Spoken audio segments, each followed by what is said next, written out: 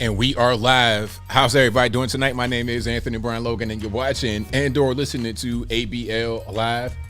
Thank you for joining me tonight. You could be almost anywhere in the world, but you're right here with me live on the show, and I appreciate y'all for that. We got a whole lot going on all over the internets, all over mainstream media, all over everywhere. And as usual, I don't know where to start. First of all, the Martin Luther King Jr. Embrace statue in Boston. What in the world was going on there? Like, is that even appropriate to show on television? If it is, I can't tell. Also, the CDC and the FDA are now investigating whether the vaccine is harmful, whether it causes strokes. Like, we didn't already suspect that. But when we said it, oh, you conspiracy theorist, Trump supporter, 10-4 hat wearer, take the vaccine, it's safe, that. Oh, okay, now the vaccine is safe. But all of a sudden they're saying it's not really. We'll talk about that in a minute, of course. Also, they found more Biden documents. Last week we were talking about how they found some in the office by Penn Station, also in his garage. Now they found some inside of his home. Where were they at? Were they in an old butter Tupperware? Were they in one of those cookie tins with the blue decorations on it, the Royal Dansk? Where were these documents at? We'll talk about that in a minute. Also, Patrisse Cullors, BLM, by large banners, her cousin dies in police custody. What are the odds of that? We'll talk about all those things and more in tonight's episode of ABL Live. And I thank y'all again for being here. You guys are the best audience anywhere on these internets. If you enjoy what you're hearing thus far, please give the video a thumbs up. Like the video, share the video, do all of that good stuff. We got a whole lot going on. We're talking about the statue. Man, that statue is a little bit of everything, ain't it? That statue is like a little doo-doo. It's it's something else it shouldn't be. It's something inappropriate. It's a few inappropriate things. One thing I saw, aside from the inappropriate things, was on that top angle, it appeared to be like the person was shielding their head away from some kind of damage from falling debris. Like some of those old nuclear fallout drills. That's the kind of way it looked. Like if you get up under your desk and put your hands on your head, that's gonna stop a nuclear warhead from just breaking through you. Like that'll stop nukes right there. Doing like this stop nukes. But anyway, I digress. We'll talk about that statue a little bit later, and a lot more. But first, y'all know how I do. I gotta do my promos in the beginning.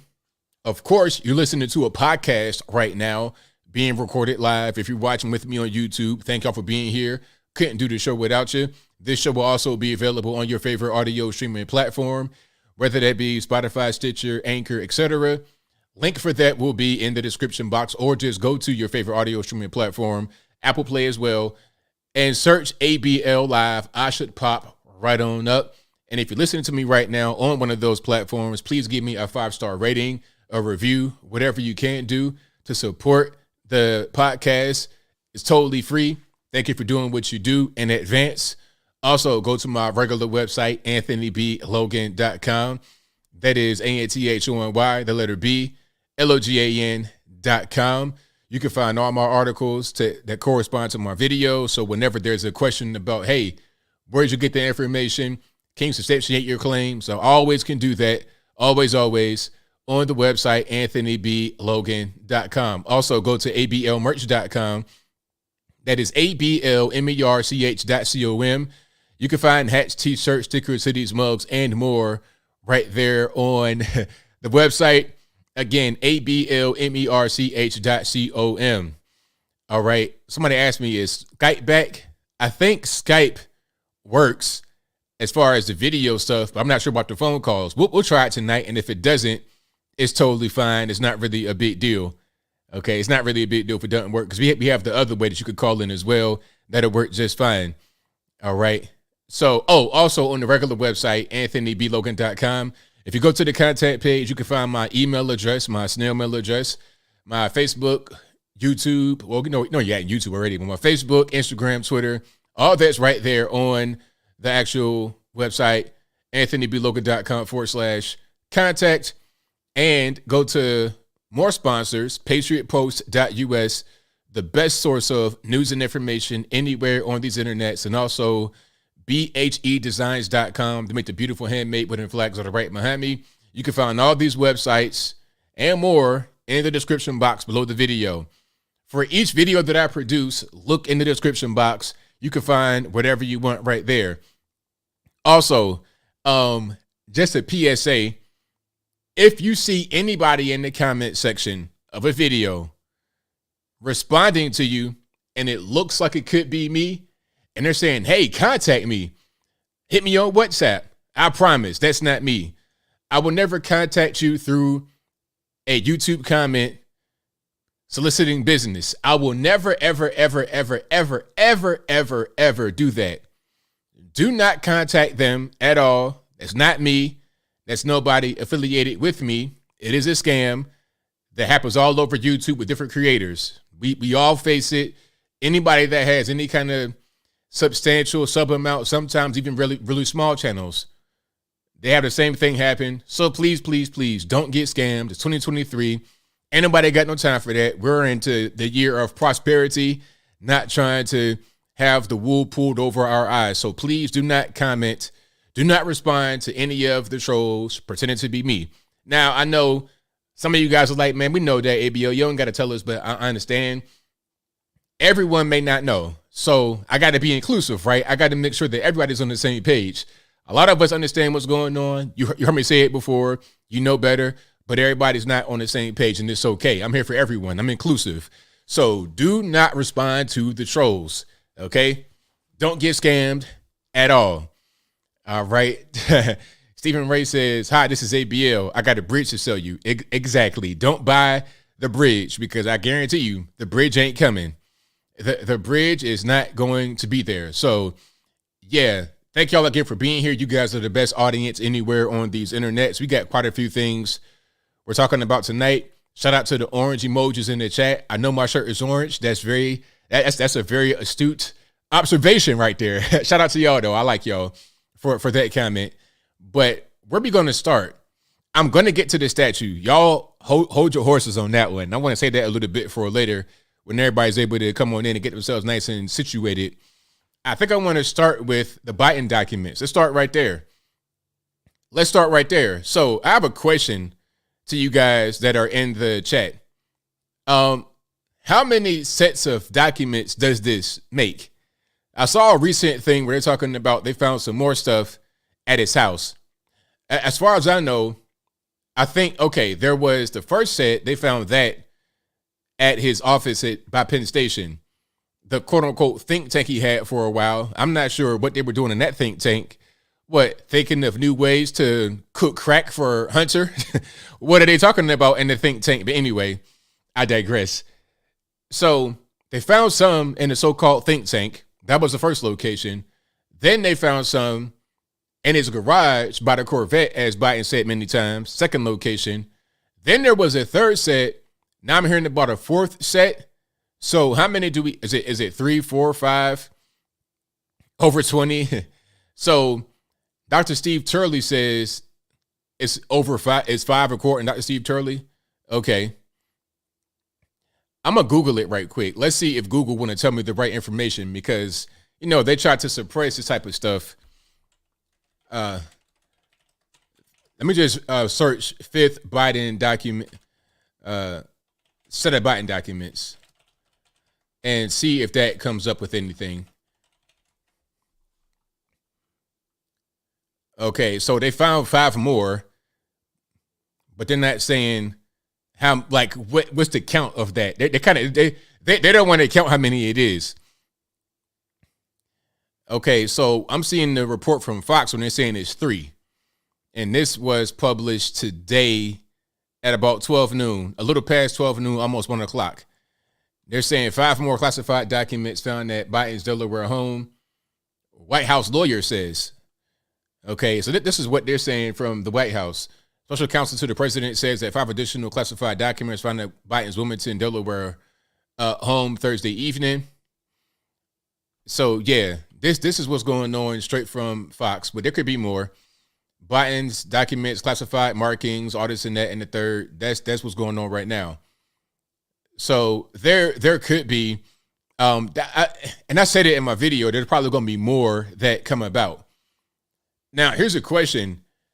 You guys are asking the question right there. Are they going to raid his home? Are they going to raid? Because he has two houses. He has one in Wilmington and one in Rehoboth Beach. I don't even know where that's at. I guess it's somewhere like Eastern Shore.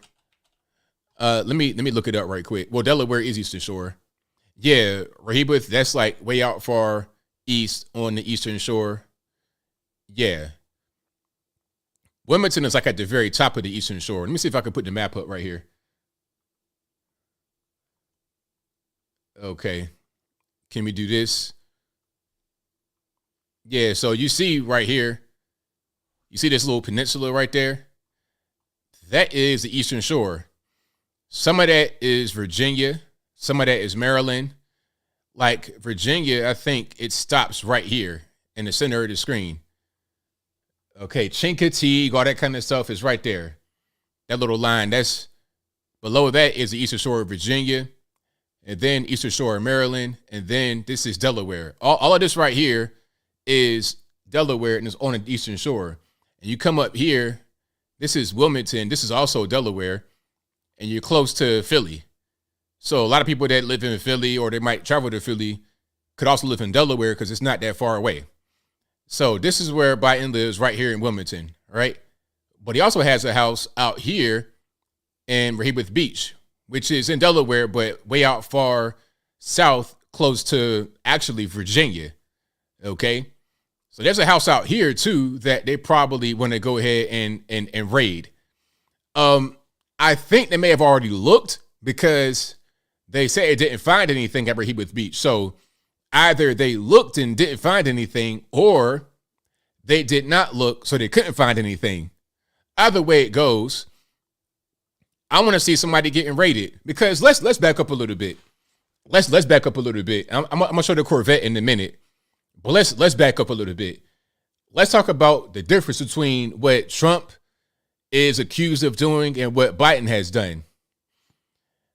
People on the left, a lot of the media types and people in the White House and whatnot, the politicians on the left, they want to say that, oh, it was much different what Trump did. It's much worse because Trump was not cooperating, all this, that, and the third. Well, here's what happened with Trump in the real way. They're right that it's different, but they're wrong about who was worse than who. What Biden did was much worse than what Trump did. Trump didn't do anything at all. Biden did. Let me explain. Now, when Biden took the documents away from the White House, it was immediately known to the proper authorities. He did everything by the book. He had them in a place that was under the auspices of the of Secret Service protection. He had it in there. They talked to the feds about the documents because they knew they had them the whole time. All the feds did was say, hey, put a lock on the door. They did what the feds told them.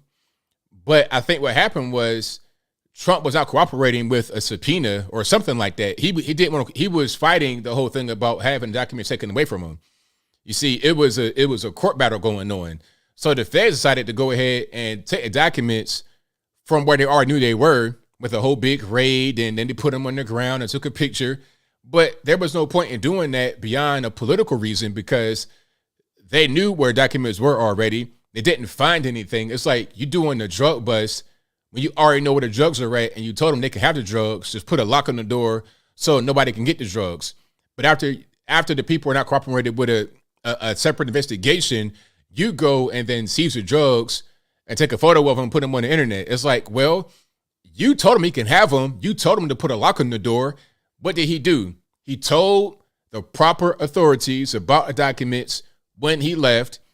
As a president, he has the ability to make classified documents unclassified. That's his power as a president. He could do that. Joe Biden, however, did not have that kind of power. Joe Biden had no business with these documents at all beyond his time in the White House. He knows better. He's been in the Senate for the past 1,000 years, or he was in the Senate for 1,000 years. Joe Biden was in the Senate when Abraham Lincoln was still the president. You understand what I'm saying? This man was in the Senate back when there was no interstate system in the United States. There was all dirt roads on the West Coast. This man's been there since the beginning of time. Since the dawn of man, Joe Biden's been there. He knows better. You go into a secure room, this SCIF, you read documents there, you process them there, and they do not leave that room. You don't take them beyond that room, let alone back to your house, let alone back to a garage next to your Corvette, let alone in your crib, in the refrigerator, in the filing cabinet, and that junk drawer you got right next to your kitchen island. You don't put that right there, but that's what he did. So when the left says that what Biden did and what Trump did is different, they're correct. They're incorrect when they try to say that what Trump did is worse. Trump did nothing. Biden did something. And the media are going to have a hard time being able to defend him. Any kind of investigation into Trump, as far as these documents, has got to be ended right now, because if they don't end the investigation, inquiry into Trump, if they don't end that, then they got to treat Biden just the same. And if they don't, it's an obvious miscarriage of justice, and anybody can see it. Any leftist voter would see it as well. They're like, wait a minute, that don't look too right. That kind of looks suspicious. What's going on there? So yeah, this whole thing is a big crazy mess. 100% a crazy mess. So they found many more documents from Joe Biden. Now, where do y'all think the documents were? That's my question. I got a couple of locations where they could have been. Okay. Now, here's some spots. It could have been right here in this Royal Danks cookie tin. Y'all know what this is. Your Meemaw, your Pawpaw got one. You could find anything in there but cookies. If you find cookies in there, like fresh cookies in there, I don't know who's buying those. You know, where do you even buy this anymore? Can you get it at Wally World, Target, Amazon? Where can you, eBay? Where can you get this tin at? I have no idea.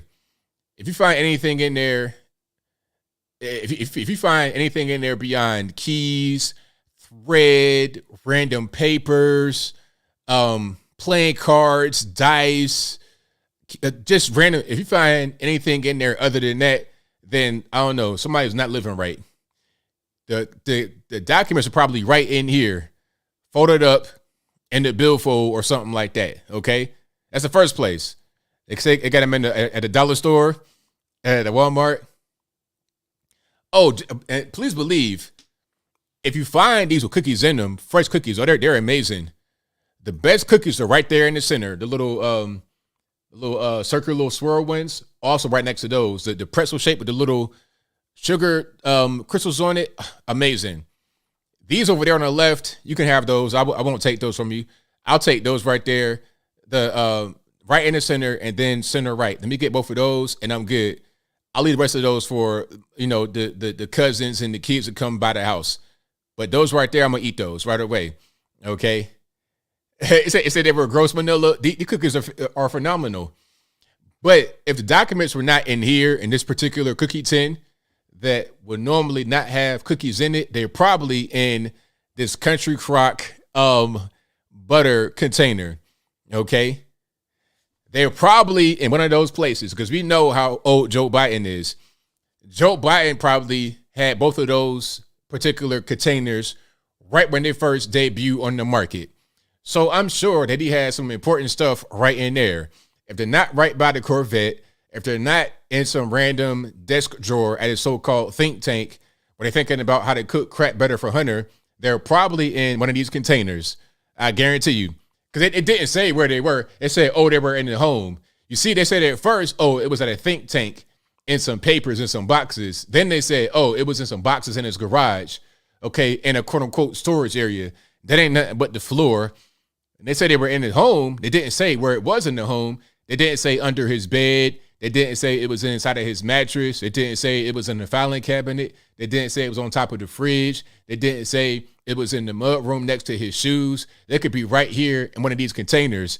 The Country Crock butter spread circular little container or the Royal Danks cookie container. So yeah, or Folgers tin. Yeah. Folgers in your cup all day long. Documents in your cup. But hey, back to the whole thing about the documents. What will happen here? I'm thinking nothing will happen to Joe Biden. Well, you know what? I said it before. Nothing will happen as far as any kind of legal action. But what's happening here is that they're throwing Joe Biden away. They're throwing him away because they realize that Joe Biden is old as time itself. If old had a picture next to it and Merriam-Webster, it would be Joe Biden, okay? Nothing against anybody that's elderly, above age, or whatever. I'm not an ageist, but Joe Biden is very old. Joe Biden is older than old. Joe Biden is older than his age. And people know that. And he made a mistake by saying he was going to run again. Oh, no. That was a mistake because now you're making people think you're going to be the nominee and they're going to try to like hit your wagons to you. You're going to try to fundraise on that. You're going to try to like put yourself out there as the next guy. The only reason why Joe Biden is a president right now is because they had to have somebody to succeed against Trump. They were really scared about losing to Trump. Honestly, they were very scared about that. I won't get into the whole thing about ballot harvesting and whatnot. We know what's going on there. But I think they realized that Joe Biden had a chance when he went to South Carolina. You see, South Carolina saved him because of all the black folks that knew Barack Obama and love Barack Obama. I'm talking about love like he's Jesus. They love Barack Obama. They remember Joe from the Barack Obama experience. They voted for him because of that. That state has a 33% black population, South Carolina. So he was able to win the nomination for the, he was able to win the primary out there during the nomination process. And that gave him a lot of momentum to tear through the South. George, places like that. They love Obama. A lot of liberals, black liberals, white, they love Obama. So they're going to vote Joe. Remember, they had people like Buttigieg in there. Buttigieg has no chance. Let me tell you something about America. Some of this LGBTQ elemental P stuff might work in certain places. It may work in certain cities, certain parts of the state, maybe even certain states like California. It could work maybe to a certain extent, but nationwide, I don't think the LGBT agenda is really the wave. Most presidents are going to be somewhat seen as strong men, or if not strong men, just guys that seem like they might be authoritative a little bit and kind of tall, above 6 foot. The last president that was below 6 foot was Jimmy Carter, 1970s. So America wants a certain kind of guy to be president. They kind of held their nose when they voted for Joe Biden, which is why Joe Biden will not be able to succeed again. They don't want him to run again because they know if they put Joe Biden up against even the Trump or DeSantis, like, he's going to lose. So they're trying to dirty him. When I say they, I mean the left. They want to dirty their own guy in Joe Biden so he doesn't run again in 2024. So they make way for a Gavin Newsom, a Hakeem Jeffries, or even a Kamala Harris. Now, I don't think it'll be Kamala Harris because, again, America ain't ready for that. As a country, we're not ready for the 3,000 gender, the LGBTQ elemental P, not even the woman as a president. Hillary Clinton had all the political capital in favor in the world. Former First Lady, people like Bill Clinton on the left. She was the State Department. She had all kind of the crazy resume, a lot of money, and still lost. America is not ready for a female president as a whole, an LGBT, especially not no LGBT that's like 5'8". That ain't gonna do it. I know I sound shallow when I say that. I'm just saying what I observe. This is not me saying it. This is just what it is. If there was a 5'8" guy that was a phenomenal governor or just a figure, a guy that had a big brain or something like that, I'd vote for him. But I know how people are as a collective in America. That's not usually what happens. They're going to vote for, again, a guy like Hakeem Jeffries, Gavin Newsom. We see it in Canada. This is why Trudeau keeps winning. Trudeau, by any measure, is a moron. It doesn't matter because guess what? Women love him. Tall, handsome guy in their mind. I'm not saying he's handsome, but the women like him. And a lot of the kind of soft lefties get kind of pressured by the women to go. So then they just go vote for him. And that's how it works. It's shallow, but that's just the nature of the world, of the West especially. All right.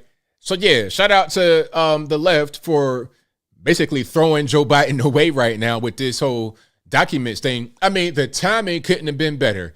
It couldn't have been better. They knew of the documents before the midterm elections. They didn't say one word. There was no leak. There was no rumors and nothing going on until after the midterms, until after really the confirmations of everybody in the House. I think this news didn't come out until they got done with the speaker nomination, or right around the same time. So they had to make sure everybody got in there. They had to make sure everybody was where they're supposed to be. And then they said, oh, by the way, we found a bunch of documents in Joe Biden's old office, and they're about Ukraine and Russia and Iran. So, oh, okay. You tell me this now after the midterm elections, 2-3 months later, after you found it to begin with? And here's a question. Why are you trying to find documents anyway? What are you even doing? What are you doing? Why are you looking in his garage? What are you trying to find? Like, I'm kind of, what are you trying to find in the garage? I don't really understand. I think that we kind of understand that they're trying to throw him away. That's really what's happening. Yeah, old documents. Yeah, he been had the documents. He had the documents. He had the documents in the Biden think tank from back when he was a vice president, at least 2016 at the latest. So why are we just now finding out about it in 2023?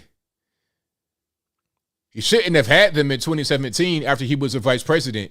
He shouldn't have had them at any point really beyond the White House at any point in time, because he's a vice president, not the actual. It should have been in the SCIF, in a secure area at best, right there on the Hill, not anywhere outside of that. They shouldn't have gone to Delaware. They shouldn't have gone to not even Virginia, not even across the Potomac. It should have been right there on Capitol Hill, Washington, D.C. Shouldn't have left. But I digress. If you like what you heard, please give, if you like what you heard thus far, please give the video a thumbs up.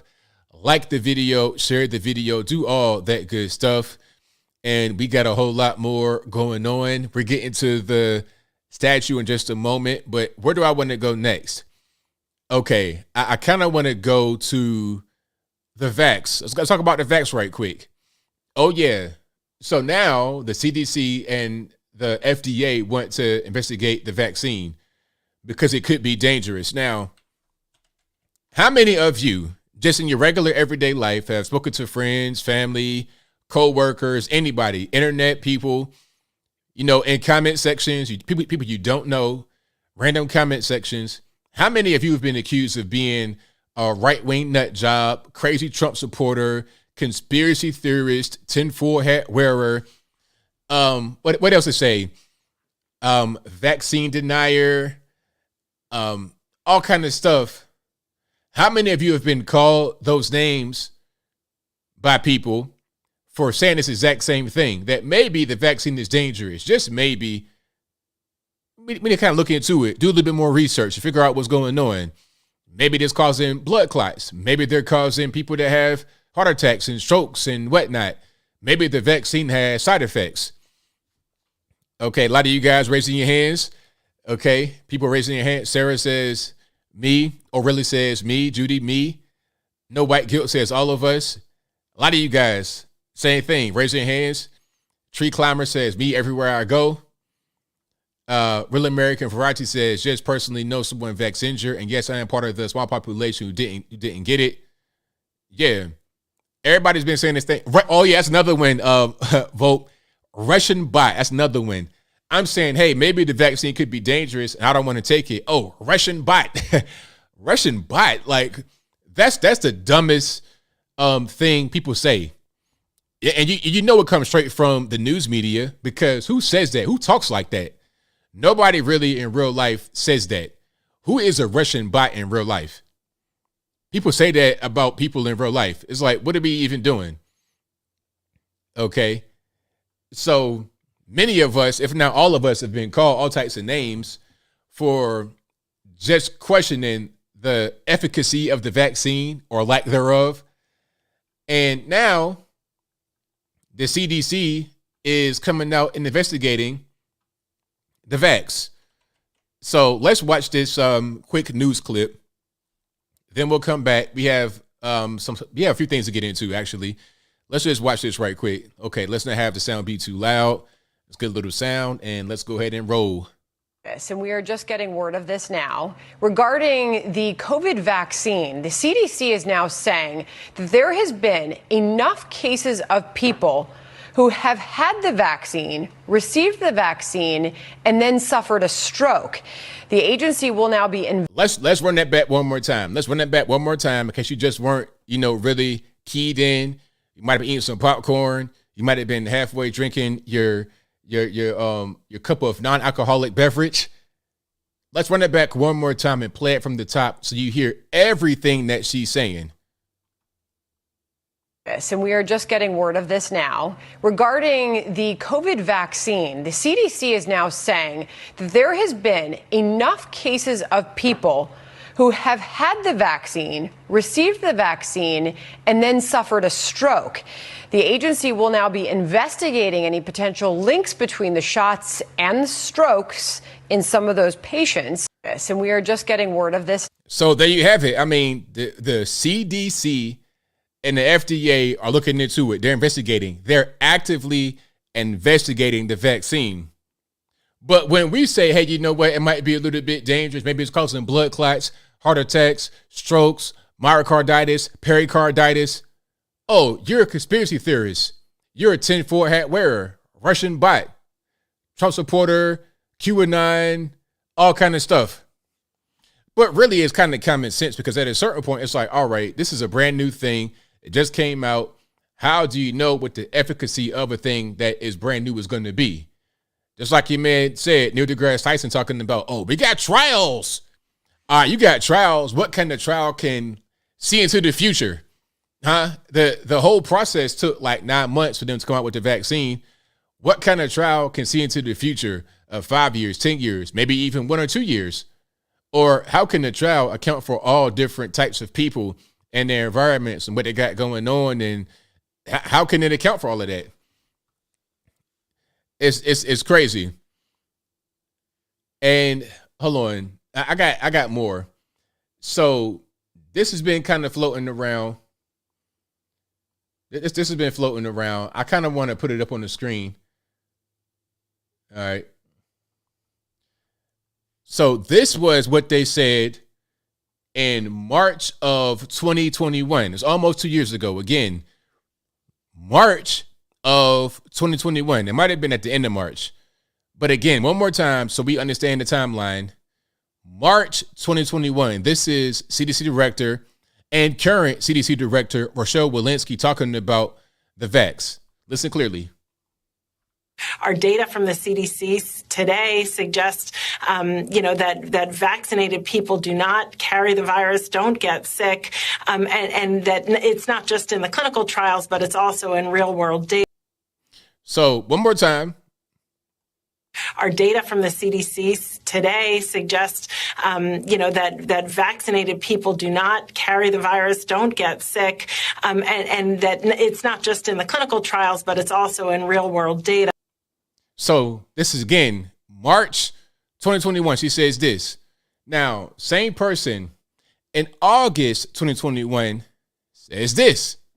Our vaccines are working exceptionally well. They continue to work well for Delta with regard to severe illness and death. They prevent it. But what they can't do anymore is prevent transmission. So in March, she says, if you get the vax, you can't carry the virus. But now in August, just a few months later, she's saying, well, the vax can't prevent transmission, which means it cannot prevent you from catching it or spreading it. All they claim is that the vaccine reduces your symptoms. That's all they claim. It reduces symptoms. However, if you want to have a stroke afterward, what's the point? Check it out. It's like, all right, you get the vax, you can't stop catching it, you can't stop from spreading it, and you might have a stroke or a blood clot or something else, heart attack, pass out, 25 years old, and die for no reason. I mean, the risk appears to outweigh the potential reward. I'll take my chances. It's like, man, you telling me if I take this, if I put this into my body, I'm knowingly increasing my chance for this, and this, and this. It's like, you see these commercials, right? You see these commercials where it's like a guy or a girl like dancing through a field. Hold on, I'm gonna see if I can find one. They're dancing through a field, talking about hold on, let me see if I can find one right quick. Yeah, this is for Trulicity. I'm not sure what this is, but it don't even really matter. Let's see if this is what I'm talking about. I can do more to lower my A1C. Because my body can still make its own insulin. And I take Trulicity once a week to activate my body to release it, like it's supposed to. Trulicity is not insulin. It comes in a once weekly, truly easy to use pen. The pen where you don't have to see or handle a needle. And it works 24/7. Trulicity. Now look, everybody's looking so happy and big smiles, and everybody's eating some nice food, and it's sushi and charcuterie boards, and it's all pastel and looking great, right? But let's see. They talk about the side effects. You know, first of all, the name of the drug is not even the name of the drug. The name of the drug is, okay, so you have Trulicity right here, right? And then up underneath it, it says dulaglutide injection. What is that? You have a generic name and the actual chemical, I guess, they put in your body, or the real name. You see what I'm saying? Handle a needle. And it works 24/7. Trulicity is a once-weekly injectable medicine to improve blood sugar in adults with type 2 diabetes when used with diet and exercise. It should not be the first medicine to treat diabetes or for people with type 1 diabetes or diabetic ketoacidosis. Do not take Trulicity if you have a personal or family history of medullary thyroid cancer, if you have multiple Cancer? endocrine neoplasia syndrome type 2, or if you're allergic to Trulicity. Stop Trulicity and call your doctor right away if you have a lump or swelling in your neck, Swollen lymph nodes, severe stomach pain, or stomach pain, stomach ulcers, stomach bleeding, huh? symptoms like itching, rash, or trouble breathing. Trouble breathing? I just got diabetes, right? I can't breathe. Side effects may include pancreatitis. Taking Trulicity with a sulfonylurea or insulin increases your risk for low blood sugar. Common side effects include nausea, diarrhea, vomiting, decreased appetite, and indigestion. Some side effects can lead to dehydration, which may worsen kidney problems. To help You're messing your kidneys up, your pancreas, all of that. But hey, it's beautiful. We got nice flowers and we got MacBook Pros in the background, and I'm a nice white lady, and I'm here to tell you that it's a great medication. Come take it. Trulicity. Yes.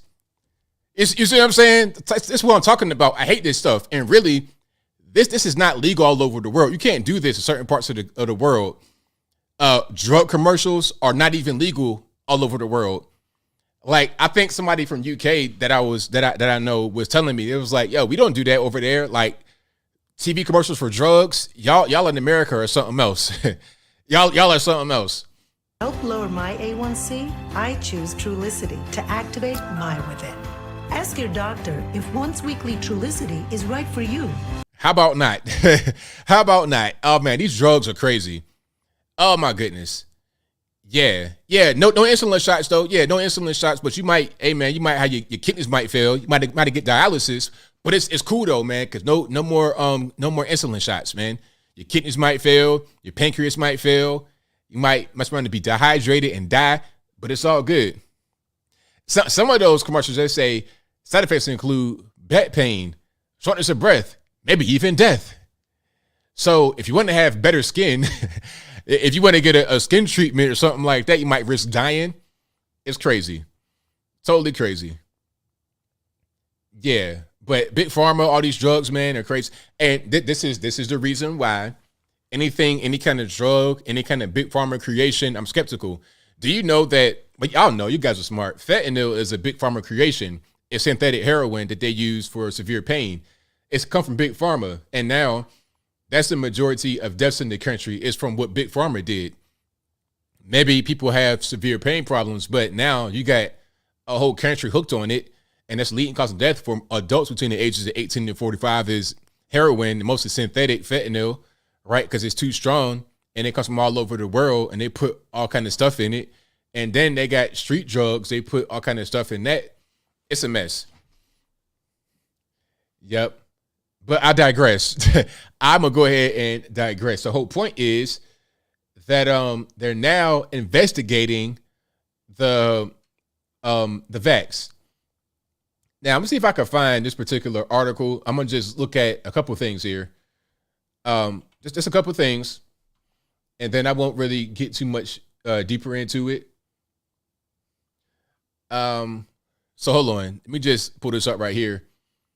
So you see, this is Politico. CDC, FDA see possible link between Pfizer. Okay, this is supposed to be the good one, right? Pfizer, they're the ones that sponsor all the athletes, entertainers, and everybody, and TV shows and whatnot.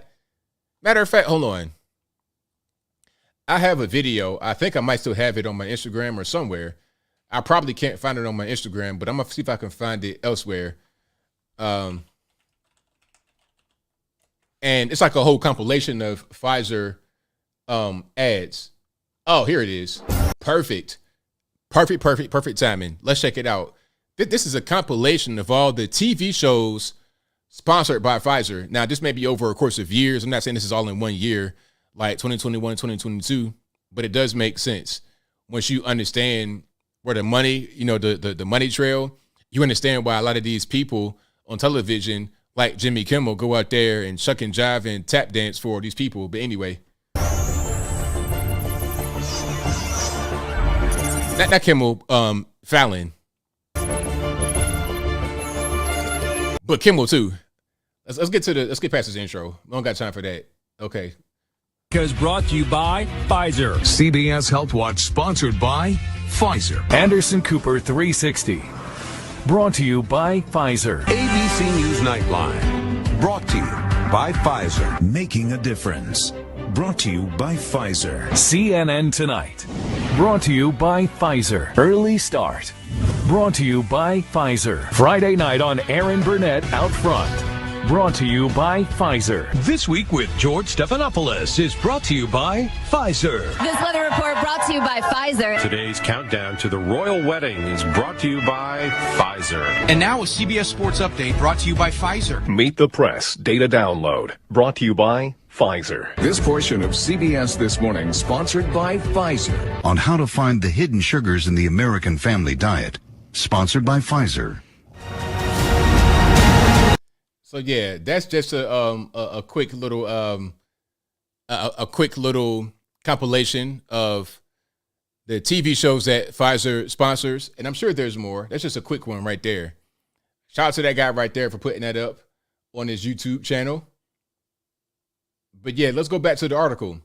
So the particular shot you're talking about is the Pfizer vax, Pfizer bivalent shot. So the CDC, FDA see possible link between Pfizer's bivalent shot and strokes. The agency said the surveillance signal is very unlikely to represent a true clinical risk, and they said they continue to recommend the vaccine. So they're saying, hey, we recommend this vaccine for you to take into your body, but maybe there's a stroke risk. I don't know. We have surveillance. What did it say? Surveillance. I guess they're trying to monitor how people are after the whole thing. There's surveillance that suggests that this could cause strokes, but don't worry about that. It's okay. Take the vaccine anyway. We still recommend it. It's crazy. So it said CDC FDA announced on Friday that their surveillance system flagged a possible link between the new Pfizer-BioNTech bivalent COVID-19 vaccine and strokes in people aged 65 and over, but said they were continuing to recommend the shots.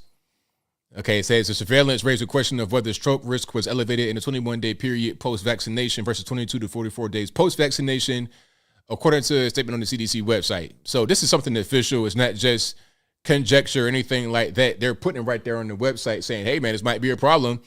Okay, if you're 65 or older, they're telling you that. And if they're saying that, then you know it's pretty bad, because what they're not telling you is that you can also probably, keel over if you're 25 years old from the Pfizer shot or the Moderna or the Johnson & Johnson. Okay. And speaking of Johnson and Johnson, they're actually scaling back the production of their shot because it's not very popular. And their stock has fallen as a result. You see right here. Johnson & Johnson is scaling back COVID-19 vaccine production, Wall Street Journal. You know what I mean? So that's an issue. Okay. So, yeah, people don't want the Johnson & Johnson, they want the Pfizer, but then the Pfizer came out and there might be a stroke risk with that. And we know there's issues with the Johnson & Johnson. So, yeah. Oh, the lawsuits are going to be crazy. Hey, the lawsuits are going to be crazy. The class action lawsuits. But we already called this. We here already called this. We already said it. We knew there would be class action lawsuits. We knew this would be going on. This is not anything new to any of us.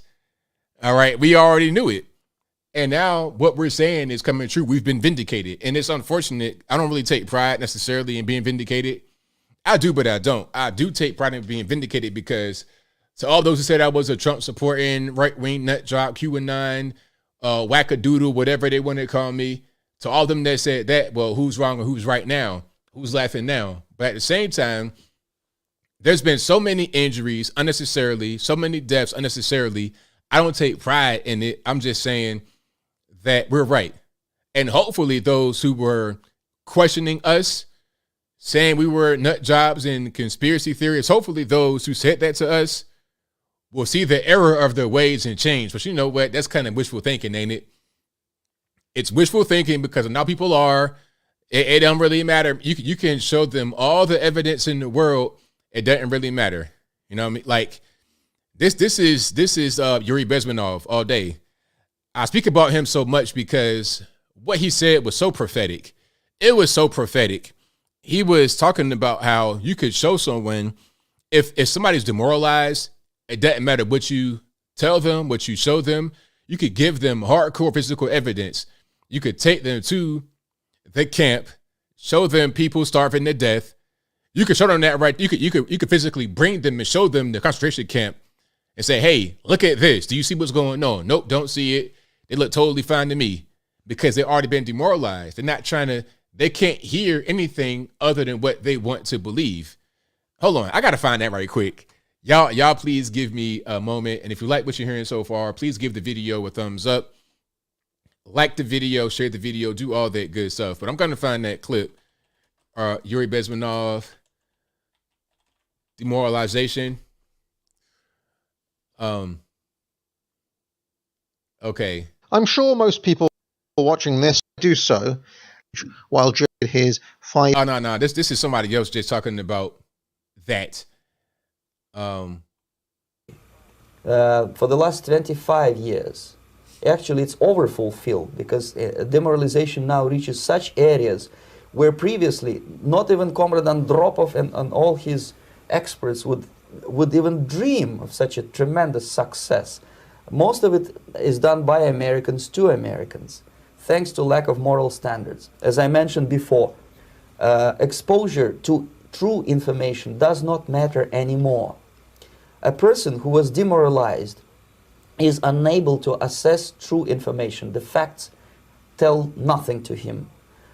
Even if I shower him with information, with authentic proof, with documents, with pictures, even if I take him by force to the Soviet Union and show him concentration camp, he will refuse to believe it until he is going to receive a kick in his fat bottom.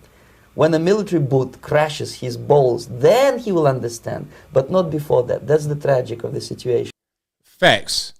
Big facts. Now, a little bit of background in case you don't know. This man, his name was Yuri Bezmenov. He was a former KGB agent. This interview was from the 80s, 1984, says it right there. And they were talking about how communist influence has basically taken root in America. And it's a way for foreign nations to destroy their adversaries without firing a shot. He's talking about demoralization right here. And a lot of it is done by Americans to Americans. The news media, you getting fed just complete BS information. And once you become demoralized, you can't see or hear anything else. Like you said, he can take someone by force to Russia, show them the camps. They're not going to believe it. It's only when they get hit with a dose of some serious reality, meaning they get the shot and then they have a negative reaction. Like immediately, they get the shot and then the next day they fall down on the ground for no reason at 25 years old. Okay? Or if they want to support communist regimes and then they actually get communism and then they get locked up or they get put on the wall to get shot. It's like, well, wait a minute. I thought I was going to be the person in charge. I thought I would be like one of the top dogs. And then they realize they're not going to be that. It's only at that moment do they realize that they made a mistake when it's too late. That's when someone's been demoralized. So yeah, shout out to my main man, Yuri Bezmenov. You gotta, I say it all the time.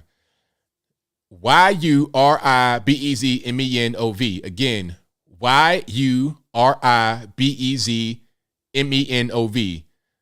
Find that lecture on YouTube when you get some time. Not right now because you're watching the stream. But find some time to watch that interview right there with the flowers in the background and the purple vase or whatever it is with the lampshade. Find that and watch it if you've not. And if you got a family member that's kind of on the edge of being conservative, liberal, don't really know where to go, send them that video right there and just let them watch it. And then they come to their own realization. All right. But if you like what you're hearing thus far, please give the video a thumbs up. Like the video, share the video, do all of that good stuff. That'll help me out tremendously. And we got quite a few topics on deck that I've not gotten to yet. Can we talk about the Martin Luther King statue for a minute? Can we get into that right quick? We got to talk about it because this thing is crazy. All right. Now look, I don't know who had the bright idea. Well, I know who had the bright idea, but I don't know how this got approved because I'm sure there were other people's sculptures that were submitted for approval, but for some reason, this was a statue that got approved. Now, wait, okay, hold on. I'm going to show you. Hold on. Let me see if I can just, I'm going to find a video of the actual. Matter of fact, I'm going to pull up the news clip. That's what I'm going to do. Pull up the news clip. And then we're going to look at it that way. So this is the Boston Embrace sculpture. Okie dokie. And let's look at the actual news clip here. It's all kind of stuff going on. If you know what it looks like, please keep the comments PG-13. We got little babies watching, but we know what it looks like. It's quite a few things going on. It's quite a few ways to interpret it. It's like some of those ink blotches you would see as a kid. What do you see right there, man? Hey, you don't want to know what I see because my mind is completely somewhere else. But okay, let me find a couple things. Okay, I got that one up. And okay, let's just run the news clip. Oldest public park, Boston's newest. Oh, I know what I wanted to find. Hold on one second. I wanted to play one more comparison picture to have it loaded up, and then we'll play that right quick because I want to show you what it looks like to me. It won't be anything inappropriate at all, I promise, because we don't do that over here. We're all PG 13 at best. All right. So, this is perfect, actually. This is absolutely perfect. Hold on. Yeah, okay. I'm wasting time. Let's go ahead and play it. The nation's oldest public park, Boston's newest work of art, is inspiring conversations about racial and social justice in the city today. The Embrace honors the life and legacy of Dr. Martin Luther King Jr. and Coretta Scott King, and the love they built right here in. Now, that right there looks scary. I mean, if you ever seen like a horror movie, if you ever seen anything like, I think I compared it to Death Stranding. And as I was talking just now, I was trying to find it. Oh, here's a good clip. So in Death Stranding, it's a video game. If you don't know about it, basically to make a long and crazy story a little bit less long and crazy, you got to fight through these little fields of death. And it's like you have hands trying to bring you down. and it becomes like bodies trying to bring you down. So it's kind of like that. It's not necessarily the best representation of it, but that's kind of the way it looks, right? That's what I'm thinking right there. See, you see the guy right there with the suit on? He's about to be taken over by this field, okay, of hands. And if you get taken over, you get pulled down, you're dead. But if you survive this and you make it through and you kill these little things, then these things come up as a result. These are like crystals you can collect. That's what this looks like. Okay, do you see the connection? That's what this looks like. Let's keep on going. And what I just flashed right there was not inappropriate. That was a sculpture. We'll get to that in a minute. Boston. I feel hopeful and inspired. I feel affirmed. The 20-foot tall and 25-foot wide bronze sculpture depicts the embrace between Dr. Martin. Now, right here, this appears to be like he's ducking for cover, like he's trying to prevent from having any kind of debris from a storm fall on your head. Or like if you're old enough to remember some of the nuclear drills, that's how you would be up under your desk. Like that would do anything to help you. Luther King Jr. So this is the picture that it was based on, okay? That is a picture that's Martin Luther King Jr. and his wife, Coretta Scott King, embraced after he won a Nobel Peace Prize in 1964. This is the inspiration for the actual sculpture. But if you didn't know that the sculpture was based on this, you would have no way of knowing that that's what it is. Because it's just arms and hands, and that's it. It looks weird. And Coretta Scott King, after he won the Nobel Peace Prize in 1964. No heads, just arms and hands. And if they would actually just make this statue, if they just made this, it'd be perfect. Or even just, the top half of it with their heads and their faces, it'd make sense. But this right here, I've never felt this sense of joy and excitement from people all over the place. The work of art, aptly titled The Embrace. I mean, come on, really? Nobody said, you know what, this might not be the best kind of sculpture to put out here in this park in Boston. Maybe people might see it from a certain angle and think that it's something that it's not. Because that right there looks like something else. All these angles look kind of crazy.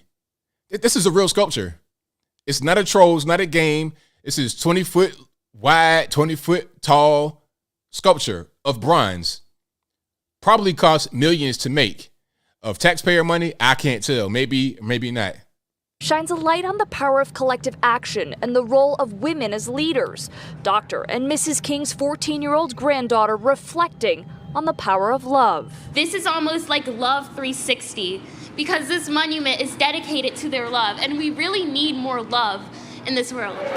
Standing side by side with the architects who helped bring the embrace to life, artist Hank Willis Thomas says the sculpture is the work of many. And everyone showed up to meet the moment, and everyone did their part. And so it's kind of amazing to actually get to witness the product of thousands of people's work. Dr. and Mrs. King first met in Boston. One of their first dates was on the Common, where the embrace of their love and shared values now stands. It already feels kind of timeless. It feels like it belongs there already. More than 1,000 people. It does not. It does not feel timeless. It really does not. Now, here is another angle of the. And this is not inappropriate. Please. This is not inappropriate. This is the actual sculpture. It's not Photoshop. I know kind of what it could look like, but it's not that. If you saw that without the actual context, you'd be like, hey, ABL, what are you doing? You're going to get banned from YouTube, but I promise this ain't that. This is the actual sculpture. This is a different angle of the sculpture. Now, again, I don't know who had I don't know who was like, you know what, let's go ahead and put that out there. That'd be a great sculpture to put in this park in Boston. I don't know who approved it, who paid for it, but get your money back. Get your money back. If you put money into it, get a refund.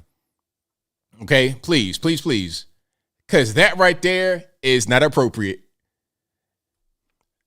Imagine walking past that in the park. Mommy, what's that? What you gonna say? And this is another angle. Here's the actual unveiling of it. Imagine being at the unveiling, having to pretend like this is something that's really nice and hip and all this and that. Come on. Come on, man.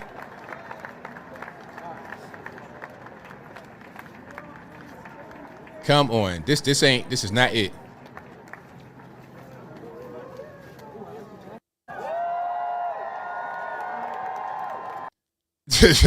Like, what are we doing? What are we doing? So, no. There's all kind of stuff going on right there.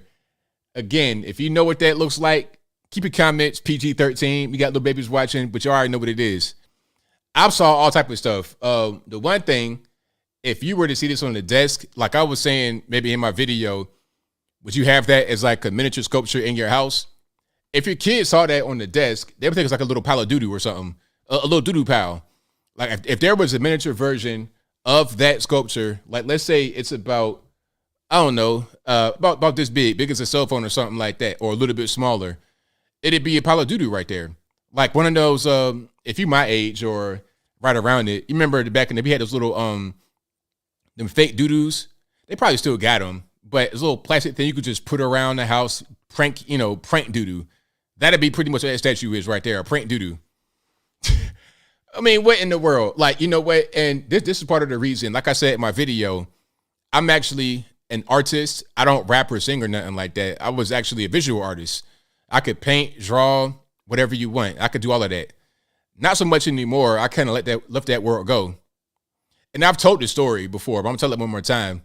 So when I was about, how old was I? 19, 20.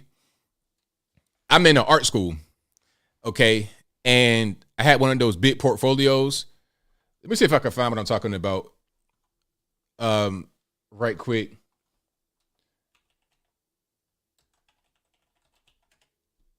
You might not be able to see how big it is. Oh yeah, okay. This is probably a good representation of it.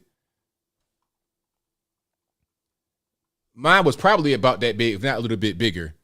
So a portfolio probably about that big. Yeah. So I'm walking around the school with this. We all had it. If you were in an art program or whatever, the art school, everybody had that. And I had all types. I had big drawings, 24 by 36. I had oil paintings, pastels, whatever, regular paint, mixed media, all of that. I had supplies in there, whatever. I had my paints, brushes, all of that in this portfolio. And one day I was just looking around, and I did not like how pretentious everybody was, how phony. It felt like I was in LA, but I was in Virginia. It was so weird. So I just left this portfolio in the hallway. I just bounced. I just left. Like, I think it might have been my last day. I don't know what it was. But I knew that I did not want to be part of that particular world. I wanted to do more of some other kind of stuff, not the arts, not the I didn't want to be involved in the modern art world, put it to you that way. You know, and I think it kind of compounded with time. Because after I did the whole portfolio thing, I was still kind of involved in art, but not really. I was getting more into graphic design. And what happened that really kind of made me realize that it's everywhere, not just in visual art, but also like you getting into more of the other kind of stuff, computer stuff. When I was in ODU for a year, that's Old Dominion in Norfolk, I went there for a year, and I tried to transfer my program. I tried to transfer my credits from TCC, the community college where I had the art program, to ODU. And then I had this digital piece of artwork. I'm going to find that too. I'm going to put it on the screen when I can find it. I don't know where it's at now, but I know I got it somewhere. But it was a digital piece of artwork, and that was required to get to the next stage. Art 3, I think it was, Art 2. I knew I had a great piece of artwork. I knew what my classmates' artwork looked like. It was not all of that. When I was in the art program at TCC, I was the top of the class. It was only one lady that was better than me, and she was like 40-something years old, and she had already been in the advertising world. But I was the best in my class aside from her at like 19. Anyway, I go to these two LGBT guys. They were the art program gatekeepers. I showed them my artwork, and they say, oh, well, we can't accept that because it has guns in it. I had like these little 8-bit Mario style graphics of guns and I had little Marios and Luigis and everything else in this little piece of artwork I did, all with a mouse. With a mouse, I did it like that, and it was beautiful. but they said that it was guns in it. I was like, you know what? All right. These people are so weird. I hate the art world. And that's part of the reason why that sculpture is so ugly and was allowed to be up there, because the art world is so ridiculous, so phony, so pretentious. They're going to put ugly crap. They're going to put ugly crap out there because it's a feeling. It's a reason behind it. You know what? I like this artwork. It looks like garbage because of the message behind it, because of LGBT, because of women empowerment, because black and beautiful and civil rights. You see what I'm saying? Basquiat, all these people with bad artwork, they ain't really care. It's about the message behind it. It's about being phony. it's so bad. You know, that's why I like video games, because they have beautiful artwork that's not necessarily bound to the same Hollywood ridiculous standards that the actual visual art world is. But I know that was a little rant. That was so much. I wanted to get it off. I wanted to get it. Yeah, modern art is trash. Matter of fact, hold on. I went to a museum in Dallas, Texas. So I was out there for the Uncle Tom premiere, right? I went to like 2 museums. I'm an art guy, so I like museums. Whenever I go to a city, I go to the museum. That's my number one stop. I love them. Take pictures, do all that. I used to go to museums and draw things in the museum. But anyway, I went to 2 museums in Dallas. One, you had to pay. It was like $30 to pay. You go in there, they had the most ridiculous artwork. I'm talking about, it was funny. Okay, the artwork was terrible. One piece of artwork was a collar, a literal, like a shirt collar by itself on the wall. And then another one, it was like a old piano. No, it wasn't a piano. It was an old record player.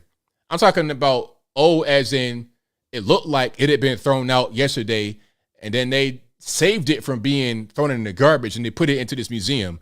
And the museum itself was actually very nice. They had people in there like showing you around, a curator in there, a security guard. I'm like, for what? And then it was funny because the security guard was a black girl, and she pulled me aside and was like, hey, this artwork, we think about the artwork in here. I was like, it sucks. She was like, yeah, because people come in here and they pretend to like the artwork, but it's not good. Oh, and there was some artwork where it looked like it was construction debris, like some unused pieces of brick that they had spray painted silver. So I'm going to touch it, see if it's actually brick. And then the security guy's like, hey, you can't touch that.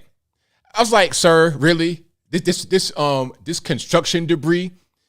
I mean, if I can find this same brick outside this place right now in the gutter or in the alley beside this building, please stop. But anyway, I go across the street to the actual real museum in Dallas that was free, and they had beautiful artwork in there. It's like, man, this is crazy.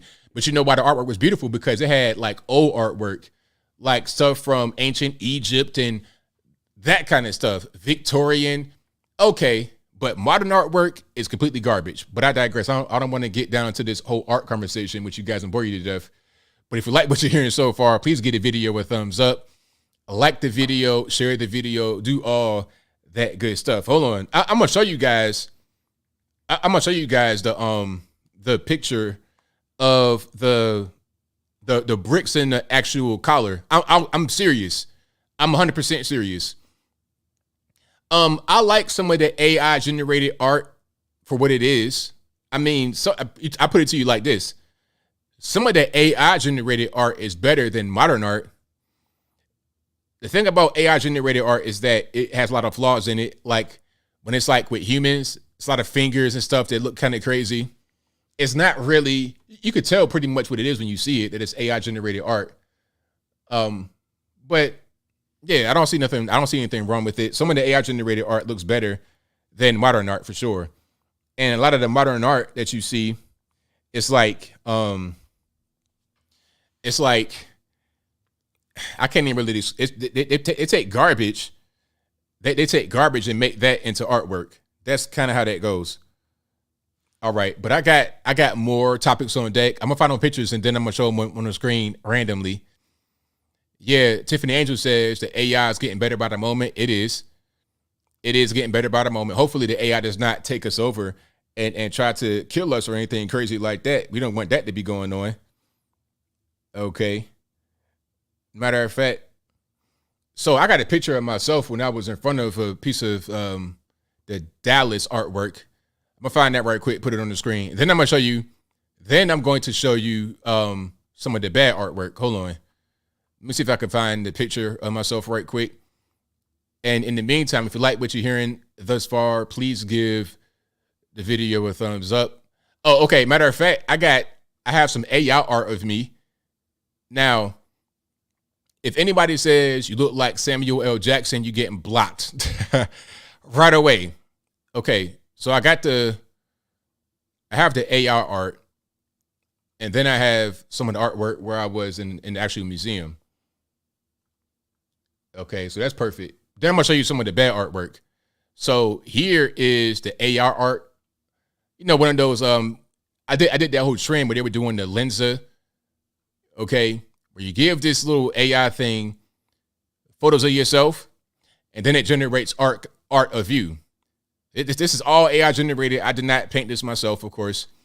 But yeah, any Samuel L. Jackson comments, you're getting blocked immediately. And then here is me actually in front of some artwork out there in Dallas. I do have legs. I know a lot of you guys are like, you got legs? Yeah, I got legs. So that's some of the artwork right there in Dallas at the real museum, not the fake museum. Then I'm gonna show you some of the actual snakes on the plane. You guys are crazy. You guys are crazy. Moses, Mace Windu. Yeah, I look tired. That's just my eyes. They do that. That's just that come from my dad's side of the family. The eyes like that. Okay, hold on. Oh, matter of fact, okay. I found some of the pictures, and then I'm gonna show you this artwork. They had a folding table with like lines on it. It was so weird. Like a pile of bricks, literally. Okay. Let me I'm gonna send them to myself. I'm gonna keep on rocking and rolling. All right. Y'all just hang on 1 second. Like I do this on the fly. I give you that good content on the fly. Emailing it to myself, and then that'll be it. Yeah, that was not my art. That was the AI art, and then that was the art at the museum. That's not my art though. That was just what at the museum. I saw that picture and took a picture in front of it. Okay. And I don't have shaved legs. I'm dark skinned. That's all. So that it just blends in. And I'm not hairy like some people. You know, I see some people, they got the Team Wolf thing going on. I'm not Team Wolf over here. You know what I mean? I'm not looking like I turn into like I howl at the moon for a living. I'm not that kind of guy. I don't howl at the moon for a living at all. Okie dokie. So let me see if I can pull these up. Matter of fact, it's perfect. Let's do this. Okay. So here we go. Here's some of the art that I saw in the Bad Museum. Remember I said it looked like they just took some bricks, or this might have been some kind of not even bricks. This is like this is what they would say is like a facade or veneer, like some kind of brick or tile veneer that they took from a construction site probably, and they just laid them in this little row right here and spray painted them. Okay. So it's like, that's art. So I go to touch it, and the guy's like, "Oh no, you can't touch that. Stay away from the art." It's like, man, sir, come on. What are we doing? Is that lead? I think it's actually spray paint, but I could be wrong. Lead. Yeah, it could be. Pig iron, brick by brick, brick or brick. Now, here's some actual, like this right here was a piece. This was a sculpture, like an actual exhibit in the museum. Are these bricks or something, or pieces of wood to be shaped as bricks? I can't tell. With like a big Jenga tower. This was an actual sculpture. It was not like one of these play areas in McDonald's or nothing like that. It wasn't that at all. It was not that, not in the least bit. Now, here's another one right here. So this is what I'm talking about right here. It was a piano. So it's a piano, and it looked like they just got it straight from the street. You see how dirty it is and how it's a chair that's like, this is at a museum. This is passed off as artwork. It's like, sir, what are we, come on, be for real. That thing, and it was like playing some music. So it was kind of like, and kind of interactive a little bit. Bad, real bad. And then here's me pointing toward a collar. I was being serious. I said it was a collar. Look at this. A collar on the wall as an exhibit. That's what I'm saying. This is modern art. So you think the MLK statue was bad? You think that was bad? Okay, look at this right here. Okay.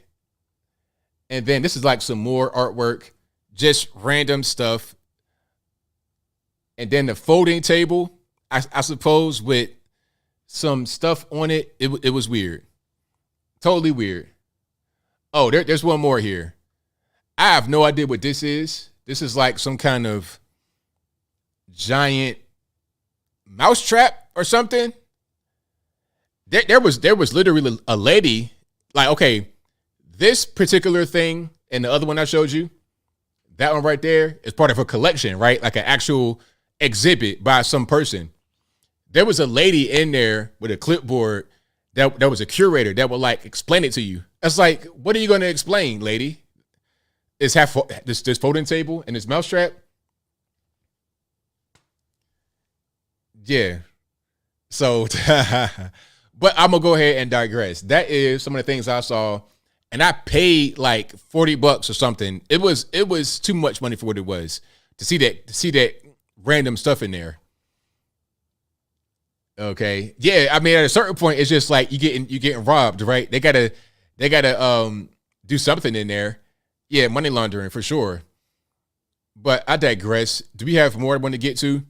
Biden documents, BLM. Oh, well, there's more I could talk about, but let's talk about the BLM thing. I'm gonna kind of hold off on that. I might talk about that next time because I kind of run out of time right now before I get to the calls. Let's talk about the whole dress code thing.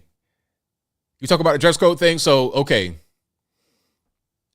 Now, actually, I kind of want to go to the BLM cousin. I do want to talk about that because I want to talk about one or the other. The dress code thing, to touch on it briefly, there's a black college in North Carolina called NCA&T. That's North Carolina Agricultural and Technical University. NCA&T is a black college. A lot of my high school classmates attended that college. They said it was a good school. They liked going there, met good friends, good teachers, good people, good experiences, all this and that and the third. Okay, that is what they have told me. So I don't have any reason to believe anything otherwise. But there was a teacher, a black male teacher. I won't put his picture or his name out there, but he had a syllabus where there were certain things in the syllabus people didn't like.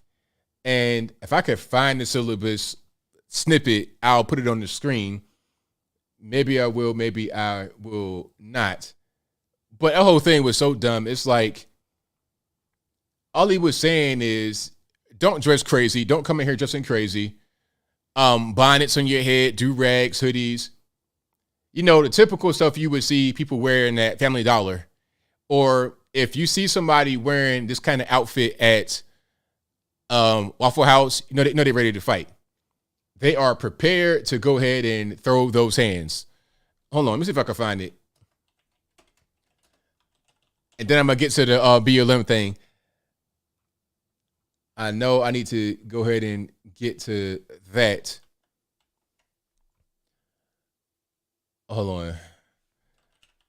Dress code, syllabus. Can I find that? Okay, there we go. Yeah, I'm gonna talk about it briefly and then move on. And I can't say all of what would be. I can't say all the things in this syllabus because we got little kids watching.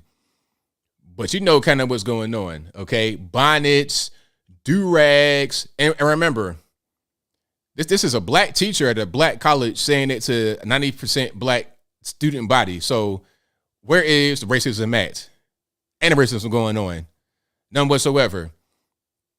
But a dress code, no bonnets, no do-rags, no hoodies, no booty shorts, no, I can't say that word right there, obviously, but these kind of shorts, basically, if you ever seen Daisy Dukes, the real short shorts, these are like Daisy Dukes to the max. Daisy Dukes on Hunter Biden's cocaine. You understand what I'm saying? Like super Daisy Dukes. To the point where it's like you could see you could see pretty much whatever you want to see. And twerk shorts, I guess those are like the real, basically like underwear shorts. Okay, you should not be wearing that to class. The last line is kind of cut off, but it says, if you wear it to bed or the club, don't wear it to class. Basically, probably what this says. If you wear it to bed or the club, don't wear it to class. What's wrong with that? This is a dress code for a college. You're in class with booty shorts on. We don't do that here. Okay. And he got into some hot water. And I think he removed this from the syllabus. Hopefully he didn't. Hopefully he stood tall and didn't remove it. The same way back in Hampton University in Virginia, where in their business school and in their business program, there was a actual personal grooming code, also a dress code, but a personal grooming. You couldn't have certain hairstyles, dreadlocks and stuff like that. They had to cut that off because, okay, if you're going to Hampton, last I checked, is like $30,000 a year. Okay. If you're going to Hampton, it's a black college, by the way. If you go in there for business, you want to be able to have a job or have a way to make money when you graduate. You don't want to spend $30,000 a year just because. You want to be able to graduate with a purpose. You don't want to graduate with $30,000 a year, debt, 120, 150 or whatever, and work at Starbucks. You want to have the best chance to get placed in the job or to start your business or whatever you're going to do and really make money. So if you got crazy dreads, Dr. Bounty Hunter type stuff going on, you're going to have a hard time finding a job. That makes Hampton look bad because it's like, hey, you can't place your students. They're going to your school, $30,000 a year for no reason. People got mad, but it's like, look, we're trying to get you money. We're trying to get you a job. Are your dreadlocks worth $30,000 a year? I think not. Are your dreadlocks worth $100,000 a year as far as being able to get a job? Now, once you work for yourself, you still need to have a better presentation. Even when I was young, when I was out there, first starting to grind, a lot of my friends doing the same thing. And one of my friends had his own business. He was doing like mobile detailing at the time when I was like in my 20s. And he dressed a certain kind of way, like almost like skater type guy, black dude, Jamaican. He's like, look, I dress this way because when I'm out here trying to wash cars or whatever I'm doing, I can't look threatening. I got to look approachable. I got to look like real relatable, easygoing because I'm dealing with the general public. They don't know me. I come in there looking like I'm about to go rob them. They don't want to spend money with me. But if I got on like a Bob Marley t-shirt, you know what I'm saying? People are more eased, therefore they're going to spend money. He's not letting his pride get in the way of making that bag. Okay, because pride don't pay the bills. Pride don't put food in your belly at all. But I digress. Yeah, ready for the workforce. Ready for the workforce, or if you got your own business, still ready for that. Because you got to be dressed a certain kind of way for your own business too. You got clients, you got people that you want to talk to that are really important. You got meetings to go to. Let's say you got your own business, right? And you go to a meeting about trying to get some capital and you show up with pajamas on. Wrong. Try going to the Shark Tank dressed like that. Unless your product is pajamas, you have no reason to go there dressed like that. You won't even, they would say, I'm out right away. Mark Cuban and everybody, nope, I'm out. Look at how you dress. You're ridiculous. You're You're trying to get me to invest into your actual your genealogy company, your 23andMe, your Ancestry.com company, and you have on booty shorts and dreadlocks and you look crazy, unkempt, I'm out. If you can't even dress properly for this meeting trying to get $1 million, how are you going to behave when it comes to the actual business, being able to maintain it and giving me a return on my investment? So yeah, shout out to my man for, holding frame on that if he did. I know I said I wouldn't talk about it, but I did. It happens. Oh, and one more thing before we get to the calls and the super chats and everything.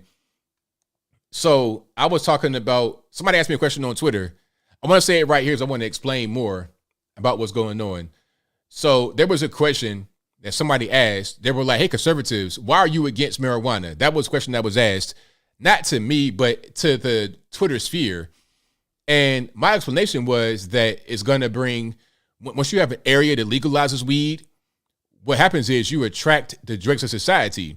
You attract the lowest part of society.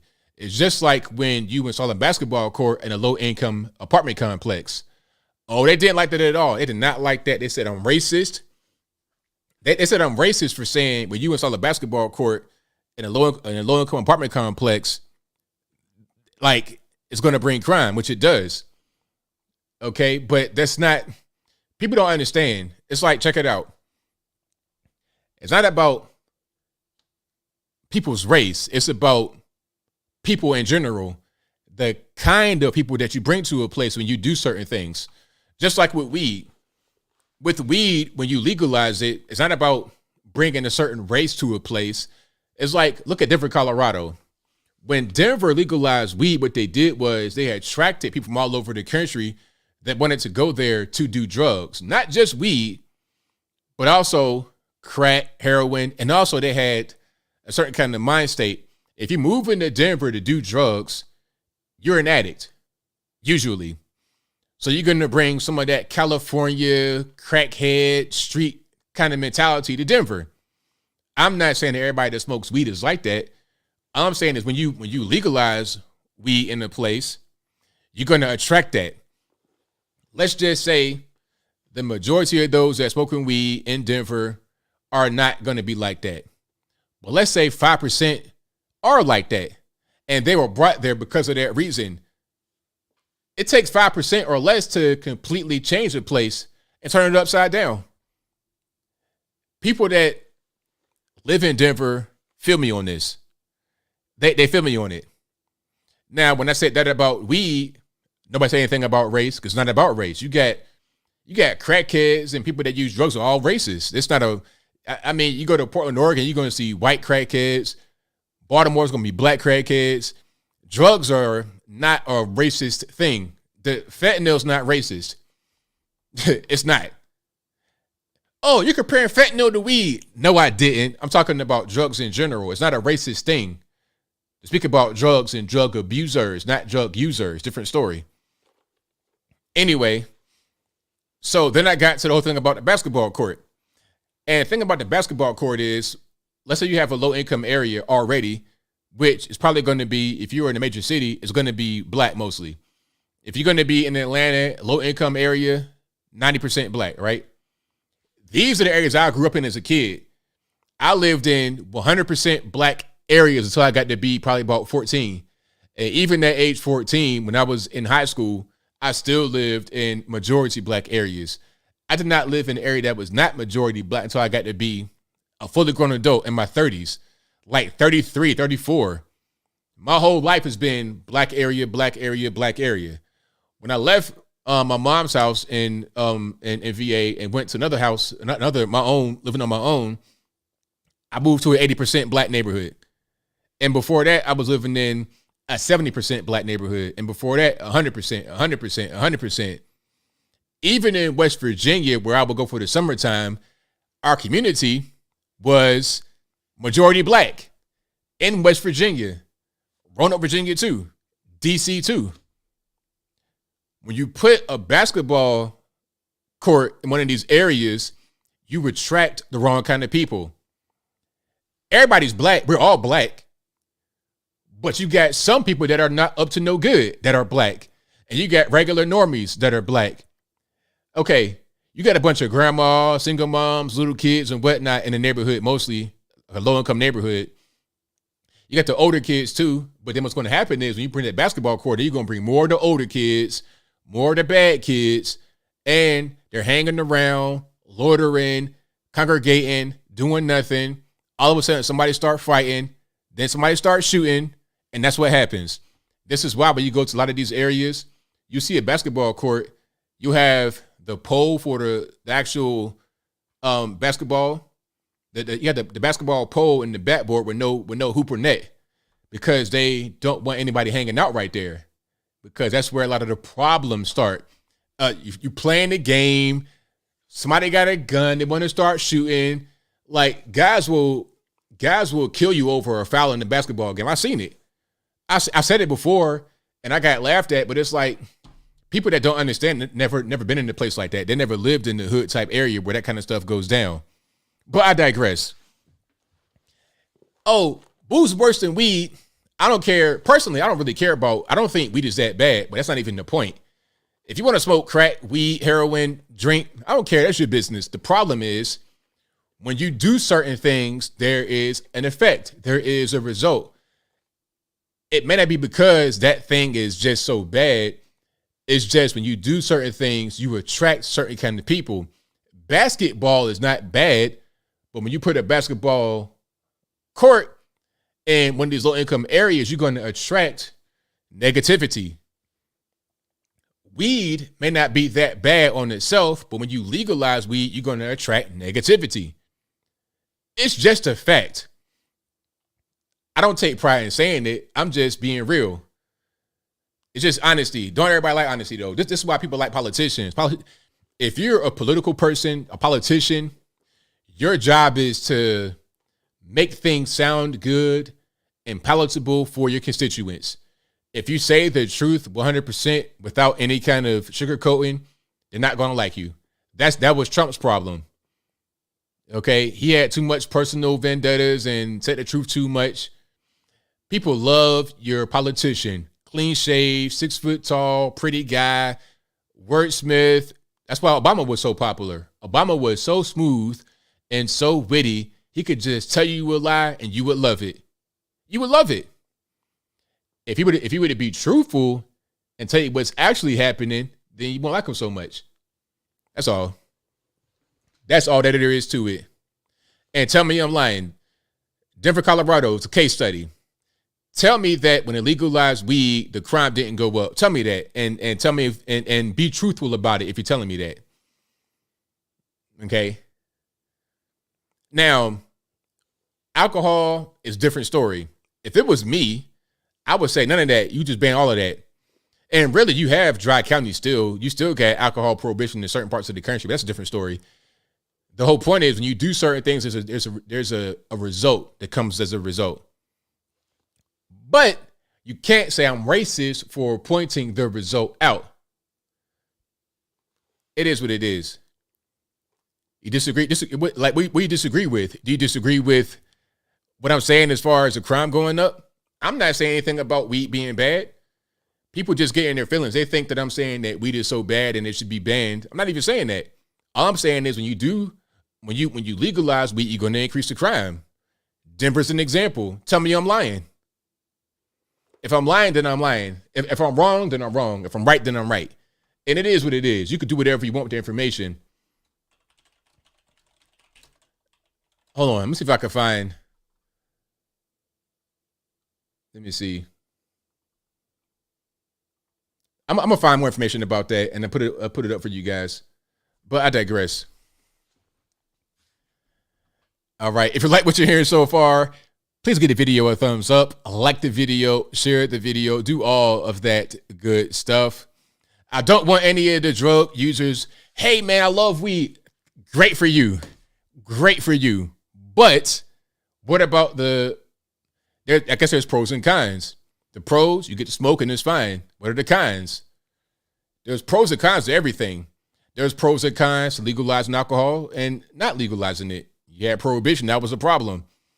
But like outright prohibition. You still got prohibition in certain parts of the country.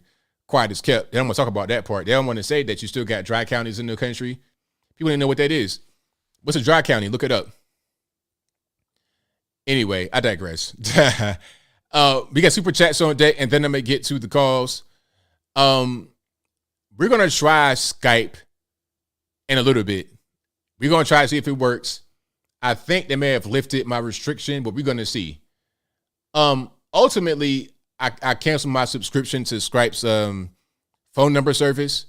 We can still do the video calls on Skype because that's free, and that wasn't affected by the whatever they did to my account for a minute. But what was affected was my phone number. You see, Dad blocked my paid features, which included the number. I'm like, okay, I'm paying for the number, and you blocking it. Can I get a refund or not? How are you going to block a thing that I got to pay for after I didn't pay for it? Give me a refund if I can't use it for a certain period of time. Like, give me a prorated refund. That was crazy. But anyway, I'm not going to subscribe to them again in the paid thing just on GP because they took my account from me with no explanation. Not the whole account. They took the paid account for no explanation. I didn't do anything wrong. So, nah, like, I'm not going to pay for that anymore. But I still have it for a little while because I did pay for it in advance. And we're going to see if the phone number works. But also, we can use the video calls in a minute. I'm going to get to those. But let's get to the supers here. Let me find them right quick, and then I'll go ahead and read them off, and then we get to the phone calls. And you guys are the best audience anywhere on these internets. And, of course, you should already know that. But let's go ahead and get it rocking and rolling. All righty. Where am I at right here? They keep moving stuff. I don't know where it's at. Okay, there we go. There we go. I found it. Today's the 14th. Thank you to Oh Really? ? Who says, hey ABL, who you got for the playoffs? I'm not even really been following it. I'm not even gonna lie to you. I have no idea. Thank you to JS who says just to support. Thank you for that. Thank you to Mad World who says the government offered to buy my guns from me. After a thorough background check of the buyer, I'm not comfortable with selling weapons to organized crime. Very, very good. Thank you for that, man. Definitely appreciate you. That's a very good decision you made. Glad you did not go ahead and go through with that sale. Alien Spaceship says Joe Biden is an ancient alien. Hilarious. No White Guilt says, love last week when you talked about roaches with jetpacks. Hilarious. Were you born in Virginia? I was and live in Northern Virginia now. I was born in Charleston, West Virginia, Rand University to be exact, but I was raised in Virginia Beach, Norfolk, that area. You know, like when I say where I'm from, like really, like Chesapeake, Portsmouth, like where is that? Chesapeake, Portsmouth, what's that? Portsmouth? I say Virginia Beach in Norfolk. And if they don't know what that is, I say DC, but 3 hours south. But yeah, I was not born in Virginia, but I was raised in Virginia. Thank you to Dutch Schaefer who says, Booty Gate doesn't have a chance. We still live in clown world, my guy. Well, hey, he won Iowa in 2020? But he didn't win anything after that. I don't think he has a chance. Not in the country. He could win governor in a place like Iowa or where is he from? Indiana or somewhere. He could South Bend, he could be the mayor of South Bend, Indiana, but trying to be the president of the USA, I think not. Thank you to Boat vs. Windshield who says, I lost a friend. He said people who don't get the shots should be locked up in camps. Enough, Adolf. Goodbye. Hey, there you go. Thank you to Araya Public Insurance who says, how come we never heard anything more about the Supreme Court leak from this summer? Never heard anything more about any arrests or investigations? That's a very good question because that is a very serious violation. There should have been something that came as a result of that, but there was nothing. So that's a very good point she made there. We need to find more about that. Thank you to No White Guilt who says, quote, you might die, but if you want better skin, unquote, LOL, that broke me up. Thank you for that, man. Appreciate you. Thank you to, I can't read your name. Tried. I can't read your name. I know it's probably obvious, but I can't read it. He says, nah, my guy, you are the art. Keep up the amazing work. Loved you in SWAT. Shout out to you, man. Thank you for the compliment. Definitely appreciate you. Thank you to Amen Arts 521 who says, if weed is not a hard drug, then quit right now. There you go. Good question. Good point. Think it's a black conservative patriot. Love your channel, boss, who says, keep up the great work, ABL. You as well, sir. You as well. Thank you for your super chat. Definitely appreciate you. Think it's a TJ Jizzle, who says, conservative, I guess you're saying weed smokers look like they use charcoal as chapstick on their lips. Oh, you're talking about like a negative thing, a kind. Yeah, shout out to the charcoal on their lips. Thank you for super chat. Definitely appreciate you. Think it's an Amen Arts 521 who says, instead of defending your addiction, stop right now. There you go. How about that? Stop right now. Thank you to Santo Bartez who says the ATF rule on braces, talking about like gun braces, is more overreach from another branch of government that does not have constitutional right to create laws. More taxpayer dollars wasted, more rights violated. Now, I want to find that particular thing. I think I saw that. You're talking about like pistol braces or something. So here we go. So the DOJ announces new rule to regulate pistol stabilizing braces. Now, I'm going to show that if they don't show it. Okay, it's not showing it right here, but I'm going to show it. Let me see if I can read a little bit of this article. I'll probably do a video about it later on, probably on Monday. So Merrick Garland and Steve, what's his name? Dettelbach, the director of the Bureau of ATF, announced new regulations Friday that would subject pistol stabilizing braces to additional regulations, including higher taxes, longer waiting periods, and registration.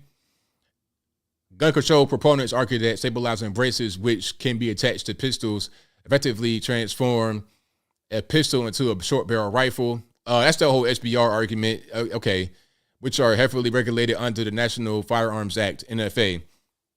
The rule will go into effect as soon as it is published with the Federal Register. Okay, now let's get into that right quick, and then I'm gonna get to the calls. So, a pistol brace is not a stock, but they're trying to say, well, you could use it as a stock, so that's just what it is. So, okay. Now it's kind of a thin line between the brace and the stock, but it's not the same thing. Hold on. Let me see if I can. I'm going to show you two different pictures of what I'm talking about. Well, I could just show you a rifle. A short barrel rifle, and then. Well, that's not really a good example either. Hold on.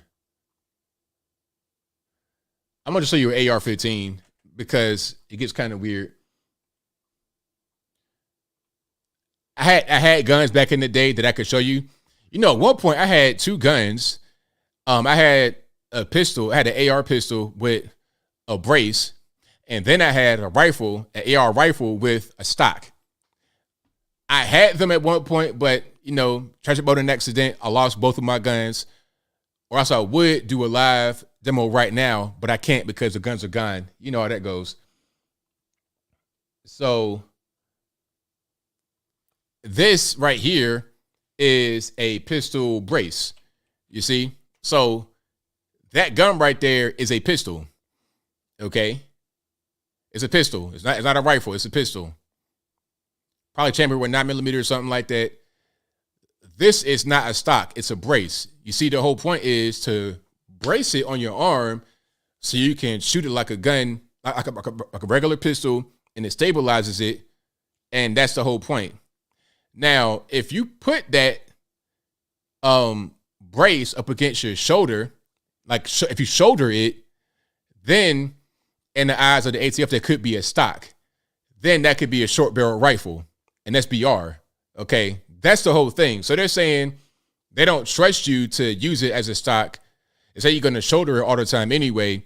So they're trying to regulate it and make you register that if you already have it as a brace. I mean, pardon me, as a stock. And then you got to make that be an SBR, which is probably illegal. Now, here is actual stock. See, here's a rifle with a stock, AR rifle with a stock. Now, the difference is you can actually see this little button right there on the bottom. You can push that. You can adjust the stock, move it in and out, and it's designed to go against your shoulder. So when you are firing it, you get 3 points of contact. You have, well, different points of you have your shoulder for the stock, the actual grip where the trigger is, and then up under the barrel so you can move around with it like that. But with a pistol, you should do it like this or like that, but not like this. That's the SBR in their mind. Now they're trying to say you got to regulate that. That's the whole thing they're doing right there. So we'll see how that goes. So what they may do is come to your crib and be like, hey, Mr. ABL, do you have your AR pistol still? Is there a stock on it? Now they have some pistols where there's no stabilizing brace, so it can't be considered a stock. And I think they got to sell that in some states, if I'm not mistaken. Y'all let me know if I'm wrong. But I'm going to show you what they also have. And I've seen this before too. Okay, they have stuff like this. Dumb stuff like this. Hold on. Let me get a better picture. So, let's say this jazz right here. You see what I'm saying? That's no stock at all. No stock, no brace, just like a little blunt at the end. So, it discourages shouldering because there's no brace right there. It's just like a little, if you try to put it against your shoulder, it's not very comfortable. It's like a little stabbing instrument. You know what I mean? Like a little, that's not really what you want. You want a stock or a brace. So yeah, the laws are crazy. It's ridiculous, but that's kind of what it is. And my question is, why can't I shoulder a pistol with a stock on it? Why? Why is that a bad thing? Why can't I do that? I don't understand. Because really, that is a great way to, have a weapon. It's not so big. You don't gotta have this big 16-inch long. You could just, move around. It's the best of both worlds. You got the compact nature, You got the compact nature of a pistol, but the maneuverability, like the control of a rifle. Or your cheek. Yeah, you could do it like, your cheek. That's the whole thing. But not like that. It'd be like right here. It'd be like right there. So we'll see. We'll see how that goes. All right. I may do a video about that to get into more detail and look at the laws and what it's supposed to be. But let me go ahead and get to super chats and I'll get to the calls. Thank you to Voitech. Hold on, let me just bookmark that so I don't forget it. Thank you to Voitech, who says, my take is that weed is legalized to pacify and demoralize us as well as bring the crowd to the barricades. I agree. Thank you to Dead Ringer, the game cat, who says, was pro weed, but the smell everywhere, against it. Yes. The smell is ridiculous. Thank you to Lou Maldonado, who says ABL ABL talking truth to power. Heart emoji, thumbs up. Thank you for that.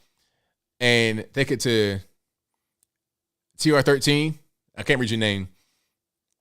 Who says, regarding braces, if freedom isn't free, I'd rather live illegally. What happened to the Disability Act regarding those who need a brace? Sad.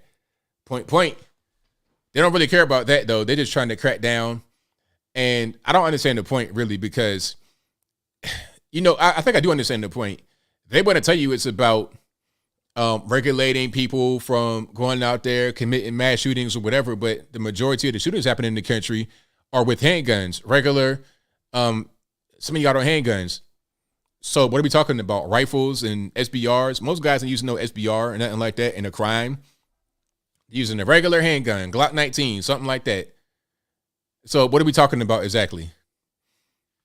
But anyway, I digress. So let's get to the calls. Let's try 434-658-1220. How about that? Let's try that. If it doesn't work, we're gonna do something else if it doesn't work. So I'm opening up Skype. If Skype doesn't work, it's not my fault. Y'all know to blame. Blame the white man. Don't blame me. So let's try Skype. If it's gonna be back and that right, we'll do that. If not, we're gonna keep it moving. So again, 434-658-1220. Let's try that. And if not, we'll go back to the drawing board. Oh, it works now. Look at that. Calling on speaker to 860. Hey, BL. It's F&A Ranger Xbox. How you doing, brother? It's all good, man. How about yourself? Oh, doing all right. I agree with you 100%. If they would have done a beautiful, tasteful photograph, life size, of Mr. and Mrs. King, in their emotional. It could have been an emotional work of art, but yeah. Definitely. Oh boy.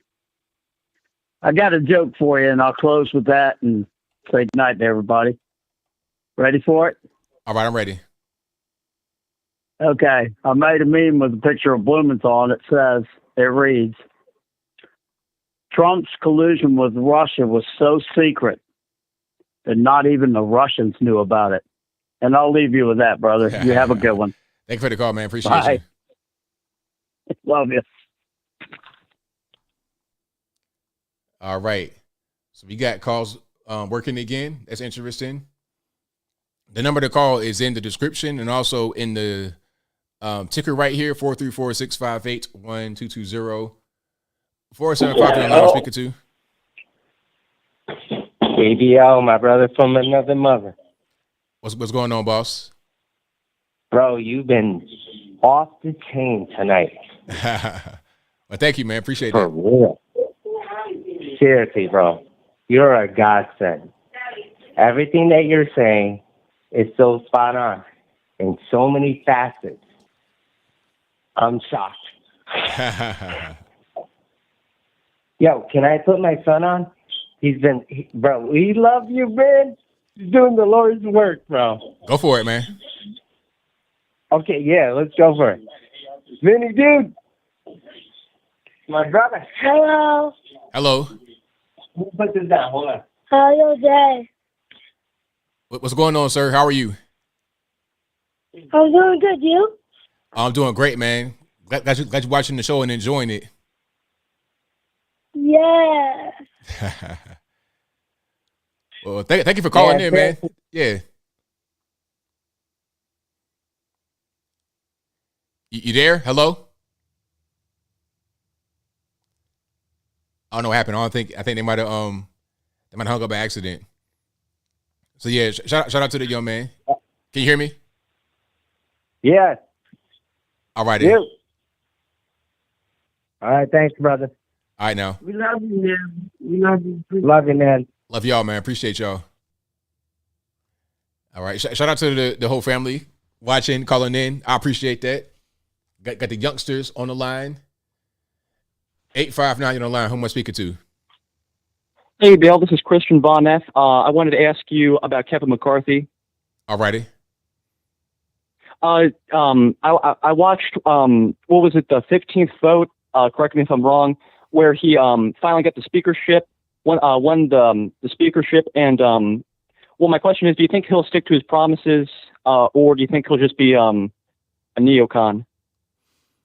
I think that he'll stick to his promises. I believe so, because he has to be able to galvanize everybody on the same page.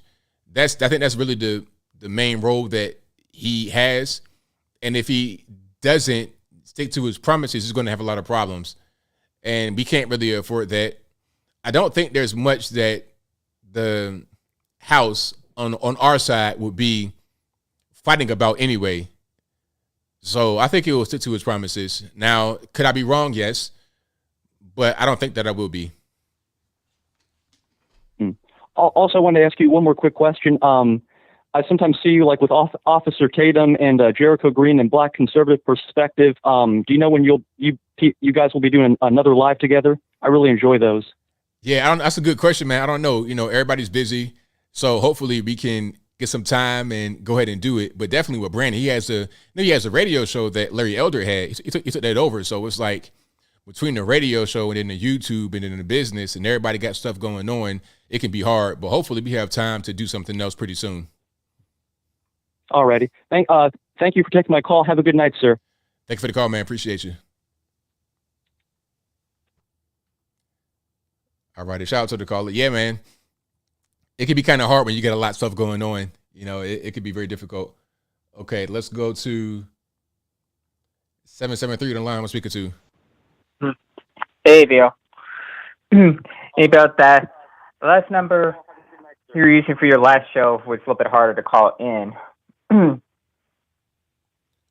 Anyway, hey, Bill, I do want to ask you a very direct yes or no question pertaining to both the Pfizer files and this new.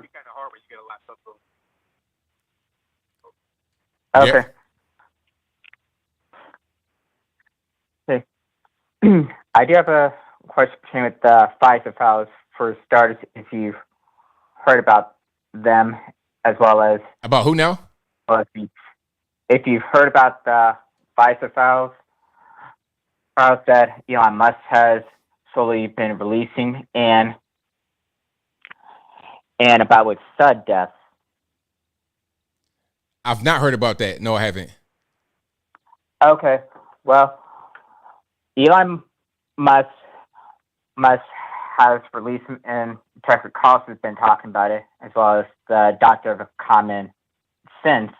As a matter of fact, all of them have exposed that Pfizer did not really directly test their jab thoroughly, which is why they haven't been talking about the sudden unexpected deaths ranging from 10-year-olds all the way to adulthood. Okay. I mean, I did see that part. I did see where they didn't test. It didn't test for certain things. I remember that for a while back, but I've not seen the recent Pfizer files specifically. But I do remember some of that. Okay, I only asked because one main part I actually disagree with you about specifically, as well as what you're talking about with the vaccine investigation. One is because nobody in the mainstream media is going to be talking about that or the deaths, which means to me, as well as a lot of other people, is that the CDC is just going to cover it up, just like they cut off the truth about the virus in the first place, and hid very subtle truths about the Pfizer CEO, as well as the CDC herself actually catching the virus a second time after being boosted. So I wouldn't get my hopes up with this investigation. So where did we disagree? Like, what did I say that you disagree with? I just disagree with your optimism about the vaccine investigation and that the CDC is going to follow through on it. What did I say about the investigation? All I said was that they investigate. I didn't say that they're going to follow through or have a good investigation. All I said was they're going to investigate. All I did was read the article. I didn't give my opinion about the actual investigation. Now, if you ask me about the investigation, I mean, they probably are not really going to find anything. Like I said in the actual video, they still say take the actual vaccine. So they're saying, hey, there could be a heart attack risk, but take it anyway. So I'm like already criticizing them. But I think the fact that they're saying something is a lot. I think the reason they're saying this is because they can say, well, we warned you. If you die from a stroke from the virus, we said that it could be a risk. So don't try to blame us. I don't think it's anything about them really trying to find anything. It's just about them kind of like covering their tracks. That's exactly what I'm getting at. Because I remember a couple of months ago asking you this same question: if you think doctors are just as guilty as the pharmaceutical companies, and a lot of people who I've spoken to online about that strongly agree with me that the doctors are just as guilty as the pharmaceutical companies because they're the ones pushing it onto the public, and the public has no other information to go by other than what they see on TV and what they hear from their own doctors, which is just propaganda at this point, which has been going on for 4 years now. Well, I don't know about that. I think some doctors actually believe that the vax can help, and then some doctors don't. I've heard doctors say that you shouldn't take the vaccine. I've heard different things from doctors. I don't know if it's like all doctors feel the same way, or if they all know that the vax is harmful and it's recommended. I can't really say that. I think the biggest problem here is with the laws that were out and some of the companies that were forcing employees to get vaccinated or they're going to lose their job, and the government not having the backs of these employees who were forced to do things against their will to keep making money. That should be something that was illegal. I think it's more about that than the doctors or anybody else. That's just my opinion, though. Okay, but keep in mind that they've been violating our civil rights for a long time, and the only doctors that have been speaking about it has been censored and demonetized from big tech. As a matter of fact, Twitter files have shown that some government organizations, even the CDC, has instructed big tech platforms, specifically Facebook and Google mainly, to censor certain doctors in order to keep the narrative going. As a matter of fact, you know that Pfizer CEO has ties to the World Economic Forum and something about putting chips in the pills. I mean, it makes sense to me. It does make sense, but I got to get to a few more calls. Thank you for the call as always, man. Definitely appreciate you. All right. Shout out to my man for the call. And thank you all for being here. You guys are the best audience anywhere on these internets. If you like what you're hearing so far, please give the video a thumbs up. Like the video, share the video, do all that good stuff. That'll help me out tremendously. Let's try to go to 504. You're on the line. Who am I speaking to? Hey, ABL. It's Alien Spaceship. All righty, man. What's going on? Tonight, I want to tell you about some conspiracy theories about the farms in America. So, Georgia Peach was telling me about how there is this green energy company, something like that, that was trying to buy out her farm in the creek, and they're offering, farmers, they're trying to buy them out, and they've done it before. And her and I think it could have to do with, Bill Gates and those people that are trying to take over farmland. I mean, it makes sense to me. I wouldn't doubt it for sure.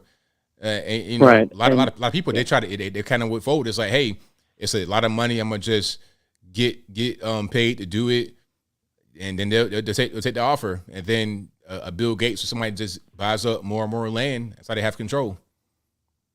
Right, and she was telling me, it was men in black type people, and those are like government people. And I was actually researching about people like that today, because when there was UFOs and stuff, the men in black type people would try to get people to be quiet about it.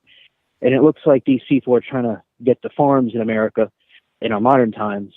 And she also told me she thinks from information she's gathered that the Chinese are trying to get meat and things from farms in America to their country and give us their stuff.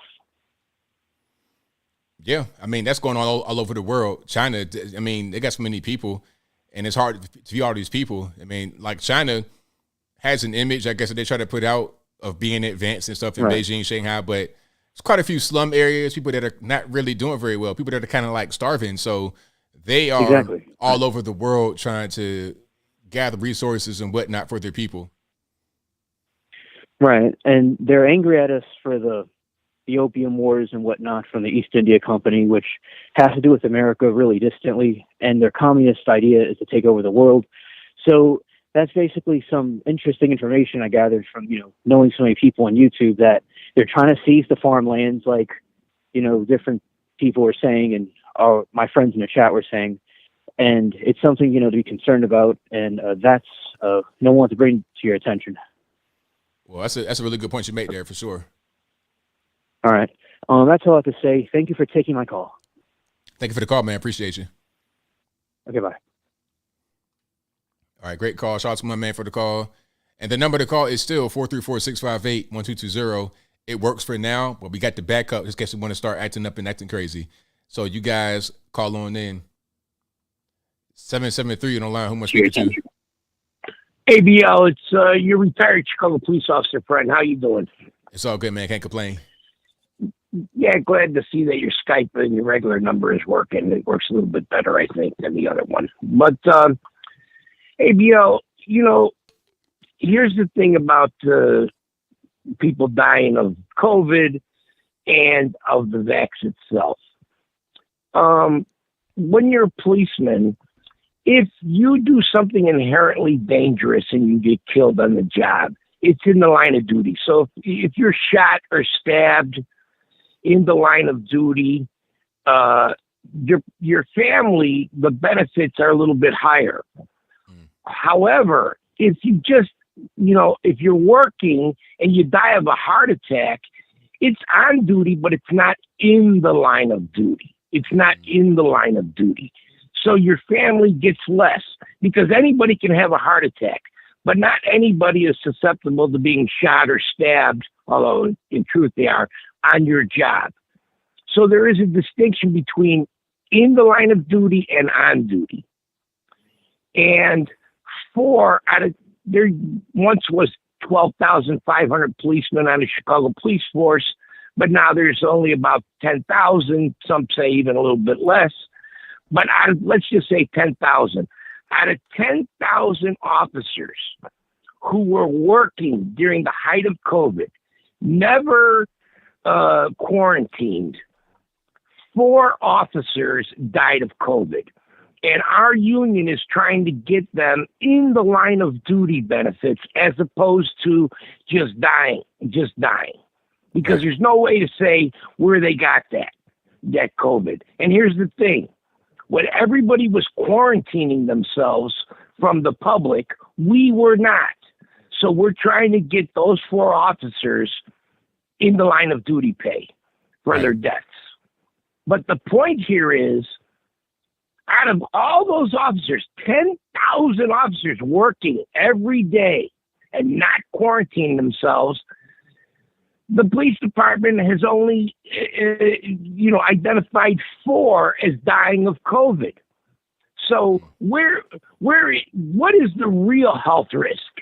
How many people might have died or are going to die in the future from being vaccinated?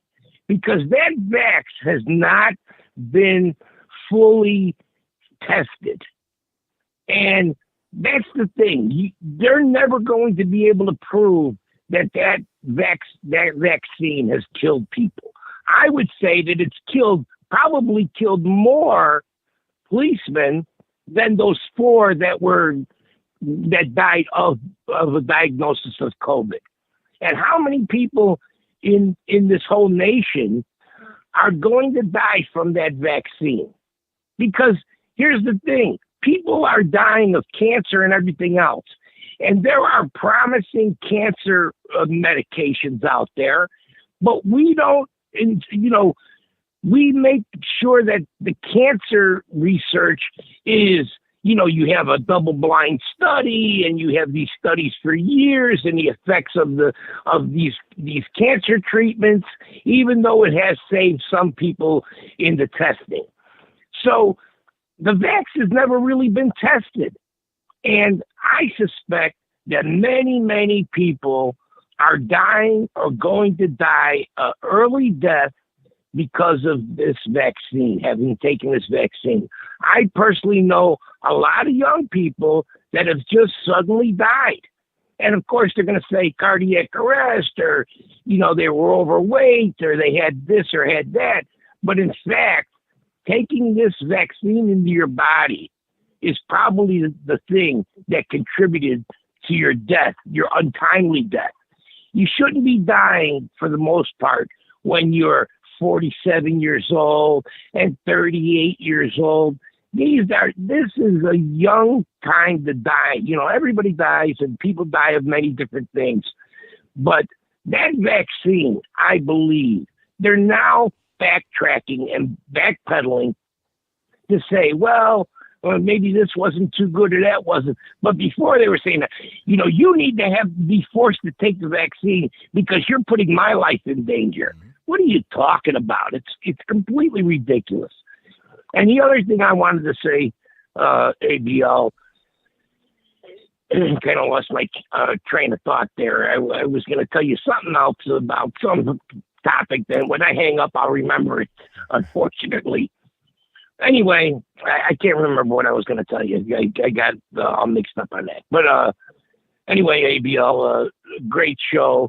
I love to participate. I hope the other viewers, also enjoy my participation on your show. And I hope you do too. All right, ABL, I'll talk to you later.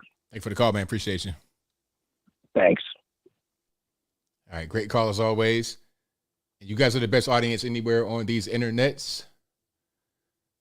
612, you're on loudspeaker too. Hello? 612.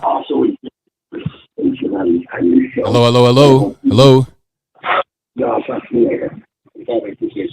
Okay, caller, like when you call in, have your ear to the phone. You cannot look at the stream. It will be a delay. You can't talk to me that way. Keep your ear to the phone. All righty, Les, what's going on? Ooh, ABL paid his Skype bill. I'm just pulling your leg. How are you doing, ABL? Oh, it's all good. About yourself? We're good. We actually got a little under the weather, but we're doing fine. I think it's been like a weekend for me, and the kids seem to be recovering way faster than what I am. Well, glad they're doing much better. I know. No, I just wanted to go ahead and comment. I'm gonna make a quick joke, and then I'm gonna do two comments and a quick joke. So hopefully I don't forget. All right. The first comment is, of course, again about these whole Biden classified documents, him having them as a vice president, and then it's like you explained it amazing. You put it very great for us.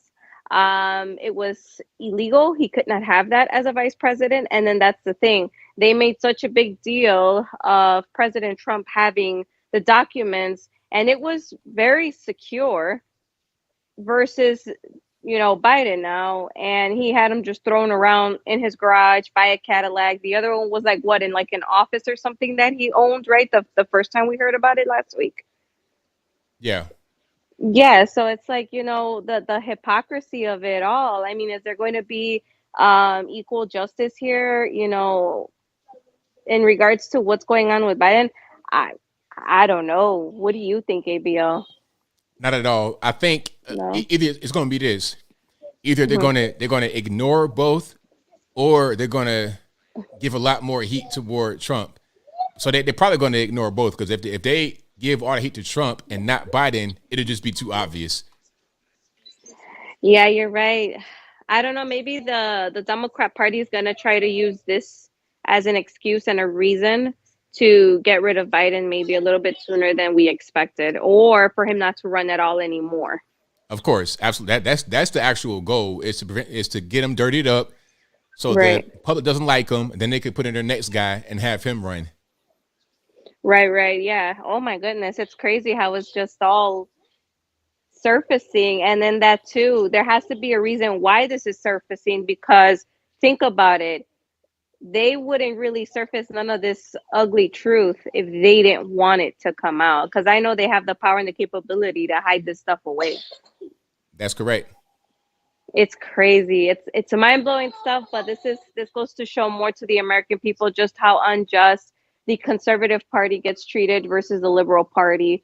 But it's the reality of where we're at right now, and I hope something gets done, but I mean, it's like you said, we got to just wait around and see now, but I highly doubt it. I think that, again, they're just going to use this as the excuse of he can't run, dirty him up, like you said. It's the truth, and that's it. We're going to get the next guy in. That's right. Next topic real quick is going to be about the jab. The jab. How did we know this for so long, ABL? How long? Like 2 years already? Yeah, it's been a while. It's been quite a while, and we knew from the beginning. We knew from the very beginning, and they called us conspiracy theories. They called us crazies. They called us all this crazy stuff. Basically, what you said, and we were right about it all. And that's the sad part of it, because it's the good part for us, right? The conservative people that stood very much awake, and we weren't the sleeping sheep, right? But it's sad when you're looking at all these other individuals that bought into it, that basically felt, victim of this whole criminal syndicate. And, now they're seeing personally, they're feeling the effects of it, but we're seeing the actual effects from this vaccine that we all knew. Don't do it. Exactly. It's crazy. That, and you have to do this. Now you have to do this because you keep on putting it out there, ABL. You have to put that picture that you put the last time. I think it was like 2 weeks ago, of Samuel L. Jackson. Like when you sneeze, that face he had, that crazy face. You got to put it on before you leave. I gotta put it. Okay. So we could all just have a nice laugh before we all go to bed for this weekend. That's all I wanted to say, ABL. But it's a great show. I want to wish you a wonderful night, everybody in the chat. A wonderful night. God bless. And I know everybody's asking about the little Patriots. They're here. They're good. They're watching. They're listening. They're laughing. And you guys want to say goodnight? Yeah. Alrighty, guys. And we're gonna all say goodnight, AB. Alrighty, guys. All right. Good night. Good night, y'all. God bless. Bye, AB. Alrighty.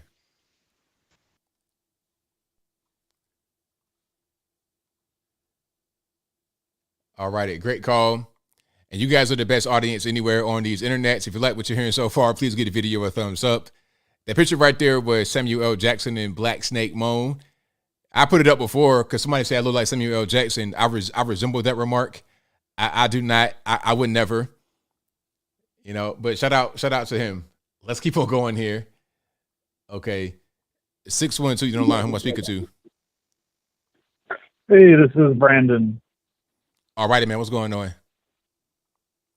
Not too bad. I appreciate what you've been doing with the common sense talking and all. And I got a couple of questions for you, and I just wanted to point out thank you for the I don't know if you've talked about it or if I missed it. You were talking about the cousin BLM thing, and obviously YouTube conveniently shortens the video so you only see certain parts of it. But I just want to thank you for posting that link that showed the whole video, its whole context, so people get to see the entirety and make up their own minds instead of being told what to think.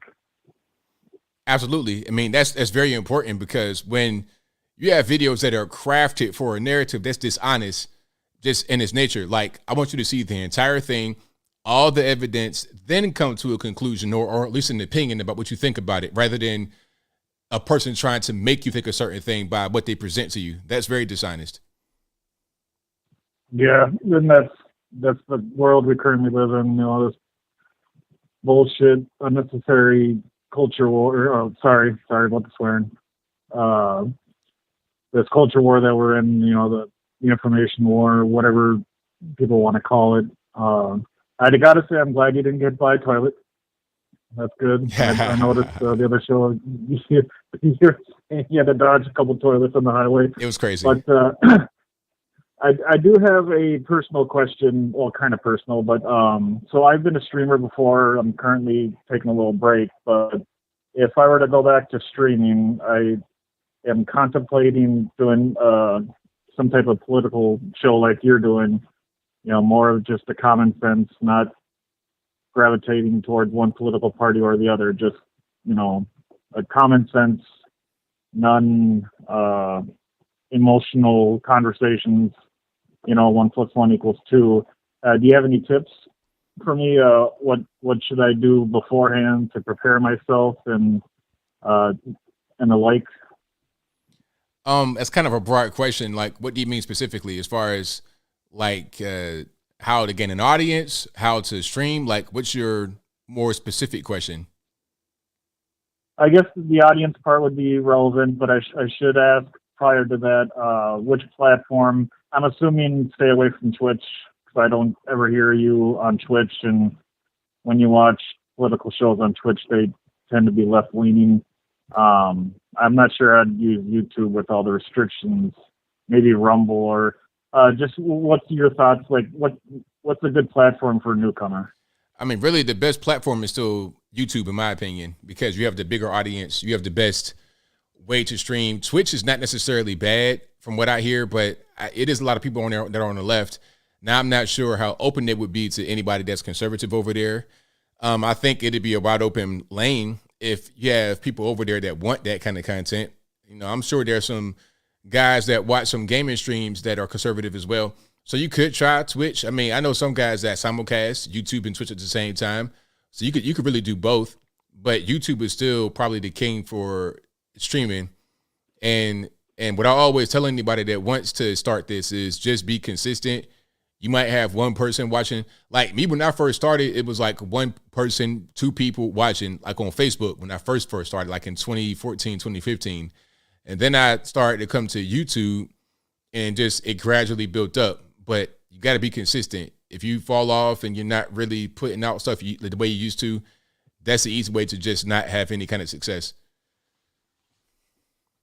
I hear you. You gotta keep an open mind and just, I don't want to say like stay neutral, but just don't let your emotions take control. You know what I mean? Just kind of like you. I've been watching you for, I don't know, maybe 6 months, and out of all the political stream shows I've been watching, you're probably the most common sense oriented, even keeled.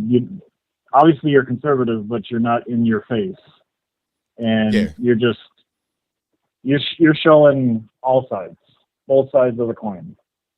And I know it's hard not to take one side over the other, but so far from what I've seen, you're doing it the best, which is why I called and asked for what your advice would be for an up and comer. Thank you, man. It means a lot to me. I appreciate the compliment for sure. But I'll let you get to some more callers. Yeah, I started on Twitch. I got like 300 followers or something. I'll probably try on there, but it's just been, I don't watch political shows on Twitch just because there's a lot of disadvantages for any right-leaning person there, but I digress. I'll let you back to your show, and thanks a lot for taking my call, bro. Thank you for the call, man. Appreciate you. Bye. But yeah, shout out to him. Like I said, if he wants to, you don't have to do Twitch by itself. You can simulcast, and I'm not quite sure if he caught that, but you can stream on YouTube and also on other platforms, Twitch at the same time. So just one stream, YouTube, Twitch, maybe even at the same time Rumble. You could stream everywhere. So you don't have to be in one place or the other. I mean, Rumble is Rumble, is it monetized? Like, I'm not really sure. You can do Rumble. I'm not against Rumble. Okay, let me get some more calls here. 713 on the line. Who am I speaking to? Hello, this is the Tech Boy. All righty, what's going on? Hi, I'm the Tech Boy, and I wanted to know your opinions on what you think about the Verge stance on abortion. You said who stance on abortion? The Verge, the tech website. Oh, The Verge. I've not read their stance on abortion. So what is their stance on abortion? They like it a lot, and I declared war on them, basically. You declared war on them? So how are you waging this war against The Verge? On Twitter, I have a tech website. Okay. That's cool. So, like, what do you... Go ahead. Would you like to hear what it is? Or the site? Go for it. Yes. So I'm at the techboy.org, and then just that website domain. And I declared war on them because of their stance on abortion. Hey, sounds good to me. Thanks. And thank you for letting me onto the stream. Thank you for the call, man. Appreciate it. You too. God bless. Yeah, okay. So was that a commercial? Like, what was that? That was something interesting. Shout out to the Tech Boy. Yeah, it's like, yeah. Shout out to the Tech Boy, young man. That's what it sounds like. Hey, I like the young callers calling in. That's a good sign that we're going in the right direction. We got the young people calling in for sure. Somebody says Elon Musk Jr. Hey, that'd be good. Shout out to if it's Elon Musk Jr. That's a good sign right there. Yeah, I like to see stuff like that. But if you like what you're hearing so far, please give the video a thumbs up. Like the video, share the people. Like the video, share the video, do all that good stuff. I'm doing multiple things at once. Y'all got to pardon me. All righty. Oh, okay. Tech Boy 16. Shout out to the young man 16. All right. Shout out to 254 on the line. Who am I speaking to? Hey, good evening, ABL. How's it going? Everything's right, man. How about yourself? Not too bad. Out here relaxing for a little bit. Got a 4-day weekend, so get to enjoy it just a little bit. Right on. Trying to catch up on a few of the topics and stuff like that throughout the week and everything too. I'll start out with the easy one. Talking about those documentations right there, having classified documents and stuff out there. Being on the military side, I've stated it before, even on your stream. I sat there and mentioned how you have to have, proper classification for the storage of certain stuff, even if it is and if it has to meet that specific classification for it. There's federal and NSA instructions and regulations that are out there that tell you what your documentation is supposed to be at. I mean, I'm not joking. They take that stuff serious even on the military side of the house too. Certain spaces, you cannot bring a cell phone in there. Hell, you can't even have a Kindle tablet in there like the ink paper ones that are just storage, because the ability to put stuff USB, you never know what's actually going to be on there. With the way a lot of our manufacturers, a lot of chipset manufacturers now too is, you'd be surprised that actually at a hardware level, there's a lot of malware and stuff related on there. Yeah. But getting down a different rabbit hole, so I'll digress on that. But nonetheless, though, having classified or top secret material like that out, and ability for anybody to still be able to walk by and pick up. I mean, you could have a maid come by and pick the information up. That's still, fell on their part right there. Your title shouldn't stop you from the ability and exempt you from having classified material in certain spaces, but we already seen that with Hillary, so different story for another time, right? Right on. A lot of these people too, with this whole, we get it. We already talked about it in the past for the COVID vaccine stuff, and we know how, it could affect people and stuff like that. What people didn't want to realize, I guess, during peak clown world, is that people didn't realize is you guys are the experiment. You know this. We know when polio vaccine first came back out in the early 1900s that we had to figure out a way to see if it was going to work. And, the best way to test that is to see if it will work on humans. We did lose lives to that. That's understandable. No way am I defending they have the ability to sit over and do this to us at a global level. Don't get me wrong. I wholeheartedly am upset about the ability to sit there and ruin people's lives. I mean, we already saw how Neil deGrasse sits over there and wants to talk about his mindset of this social contract that you have with the populace. But anywho, we had to take that risk. You got to see what's going to happen out there on it, though, too. But the way it was pushed, the way it was propagated out there to the populace, the way people were forced, no matter what it is, be real. If you're going to kick out 30 Navy SEALs and you tell me that they're the pinnacle of physical health and fitness, all because they didn't want to take this, kind of gives you a point right there. But out here in California, it's not too shabby right now. We got a lot of rain coming along our way, too, so kind of need that for the state a little bit. But I got car meets going on this weekend that I like to attend. So in the words of my little neighbor next door, he was saying, rain, go away earlier. But speaking of going away, right, let's talk about those gun rights that they want to get rid of you on that. I don't care what anybody says on it. The ability to sit there and defend yourself is the right that you have. And if I want to have the best firearm possible for me, and that could be an AR-15, no matter what caliber it is, all the way down to a 9mm 45 pistol, I have the ability to protect myself. And with the way things go on in a current lifestyle and the way people have to live, people are getting upset. We see it taken to the streets, the people to defend themselves, and we've seen it all last year. We had the clerk at that shop up in New York, the person that happened right there in Houston, Texas. We saw it to the gentleman out here in California who used a rifle. Granted, old man defended himself and I believe he had a heart attack. They had to get him out of it because of a stressful situation. But these people's lives could have been at risk. And what people don't realize is that no matter what, in an adrenaline situation, whether it looks like a fake gun or not, you presenting the ability to present threat to you, to present threat to my ability to protect myself too. I don't know if you have a knife, a gun, whatever. I just want to protect myself on that. And the sad part is too, there's laws and regulations out here in certain states that not only, you can protect yourself if it has the firearms, but also too, they still get you in trouble on that. Certain castle laws don't apply to people out here. And you have to have your back against the wall in order for you to defend yourself against burglars. Excuse me, you broke into my house and you're threatening me and my property. I don't know who you are. So I think I should have the ability to defend myself on that one right there. And it's always, and I'll leave it at this last little bit right here on it. It's just sad because it's always the ability to take your safety away from you, the ability for the government to tell you what they deem is right. And that's not something that should be, easily won at that level for them on that. What people don't realize is your government doesn't care about you on that. They think that they detect how you are going to be safe. They think that they have the ability to detect how they can control your life on that, using this lawyer talk and caveated words to sit over there and say, this is for your safety. Well, if you're going to take away the safety for ourselves, but you're allowed to protect yourselves at the top 10, top 5% level of the world of that, why can't we be protected and you're allowed that same right too? I'm sorry, but the 45 I have in my house hasn't done any harm to anybody, locked up in a box, perfectly safe. The same thing with millions of other Americans that are out here. We just want to keep ourselves safe and keep ourselves protected. But we all know what it really boils down to. Government fears you, the American people, because they know at the end of the day, there's millions of us and only handfuls of them. So, anywho, I don't want to sound dark on that one right there. I know my microwave probably just called the FBI, but good night, ABL. You guys have a good one. Chat. Stay frosty. Thanks for the call. Appreciate it. Yep. That was a great call. Fantastic call.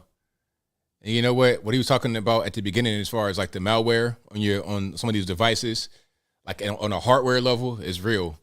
That's why they were. That's why they had to ban Huawei, because they had malware on a hardware level, allegedly, or they could have had it.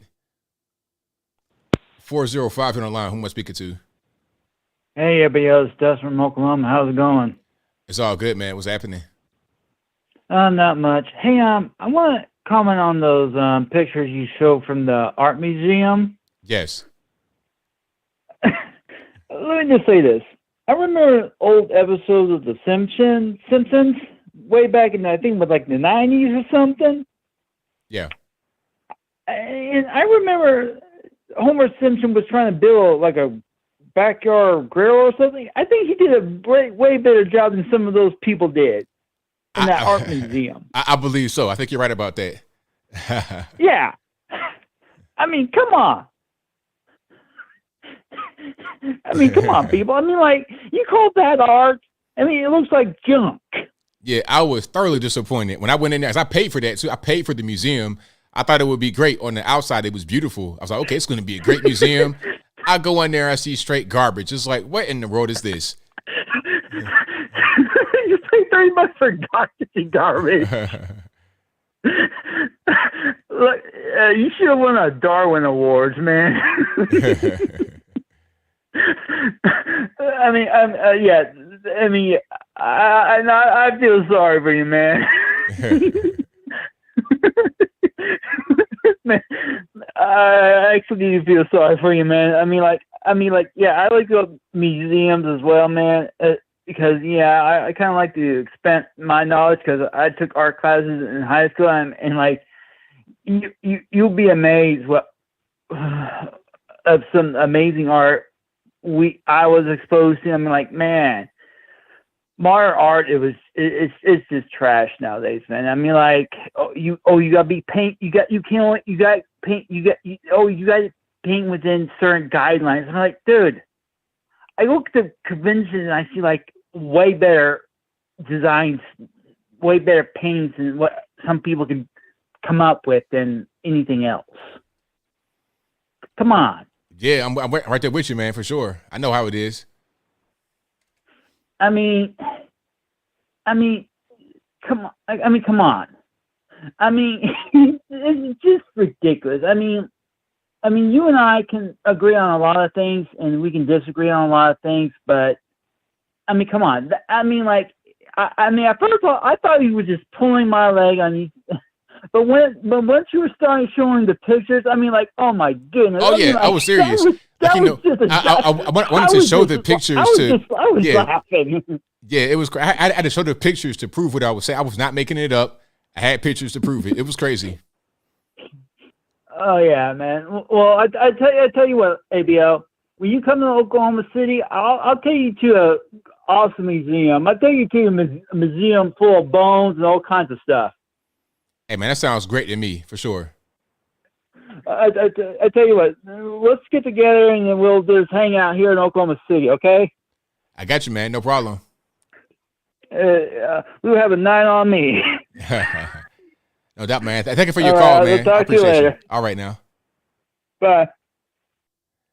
All right, shout out to the caller. Having a good old time out there in Oklahoma City. Shout out to the caller. And you guys are the best the best audience anywhere on the internet. So if you like what you're hearing so far, please give the video a thumbs up. Like the video, share the video, do all that good stuff. Let's get to some more here.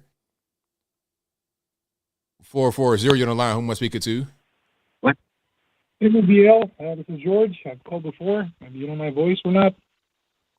Just wanted to, can you hear me? I hear you well. I just wanted to add on that museum thing that you were talking on like a minute ago. All righty. Whenever you see one of those like trashy art forms or paintings where you're like kind of like thinking, what are they doing? Because this doesn't look like art at all. Usually that's money laundering. Usually those pieces sell at auctions for millions of dollars. They're being bought by anonymous buyers. And basically, if you got like a ton of money, which you cannot justify, you can have someone buy your crappy artwork, and that someone can be anonymous, and now you have all these millions, which are actually, legit money. Usually that's what it is. Kind of like Hunter Biden's paintings? Yeah, kind of like that. It's funny that you mentioned, because usually there's something else they do. They usually, like politicians and, public figures, they write a book, they put it in like 1 million copies, and they get sold like the next day, and nobody knows where those books went, and that's how you get paid off. Okay. So it would be like a way aware on campaign finance limitations. Exactly. Like if you want to, if I want to bribe you, I just can't bribe you. You just write a book, and I buy you all your copies, and you get all the money, and it's, you pay taxes on the money, and it's legit money, and you got the money, and now that I bought your books, now you got to do some favors for me. That's how things work in Washington. Either that, or you give like a public speech to a university for like 20 minutes, and I'll pay you off like $500,000, which again you're going to be taxed on. It's going to be legit money. So that's how things work. Makes a lot of sense. I see how that works now. So sometimes you'll see these crazy book sales, and they're like, well, how do they sell so many books? Like, what's going on? Well, we know what's going on. It's pretty clear. Yeah, and usually, guess what? Usually they're bought by China. You have like a print of like 200,000 copies, and they're gone the next day, bestseller, whatever. But you can't find a single copy if you want to buy one, because it was just a scam. They wanted to pay you off legally, And that's the same thing that happens with these artworks, like the Hunter Biden thing. Those paintings were bought by some people, and basically that was just a payoff and probably 10% for the big guy. That's right, exactly. And by the way, one more thing. The ATF just banned pistol braces. If you got like an AR-15 pistol, you got like 120 days, I think, to get compliant. Hopefully they're going to be sued. It just came out today. Yeah, I saw that. And then they said if you have a brace right now, you have to register it. I think that's what I saw. Yeah, hopefully they're going to get sued, because there are like 30 million braces out there, so they can't just arrest 30 million people. I don't know. Anywho, but that was my take on the artwork and the book deals, and like I think Hillary had like a few books that she printed, and they were gone like the next day, and nobody knew where those copies went because nobody could get a hold of anything.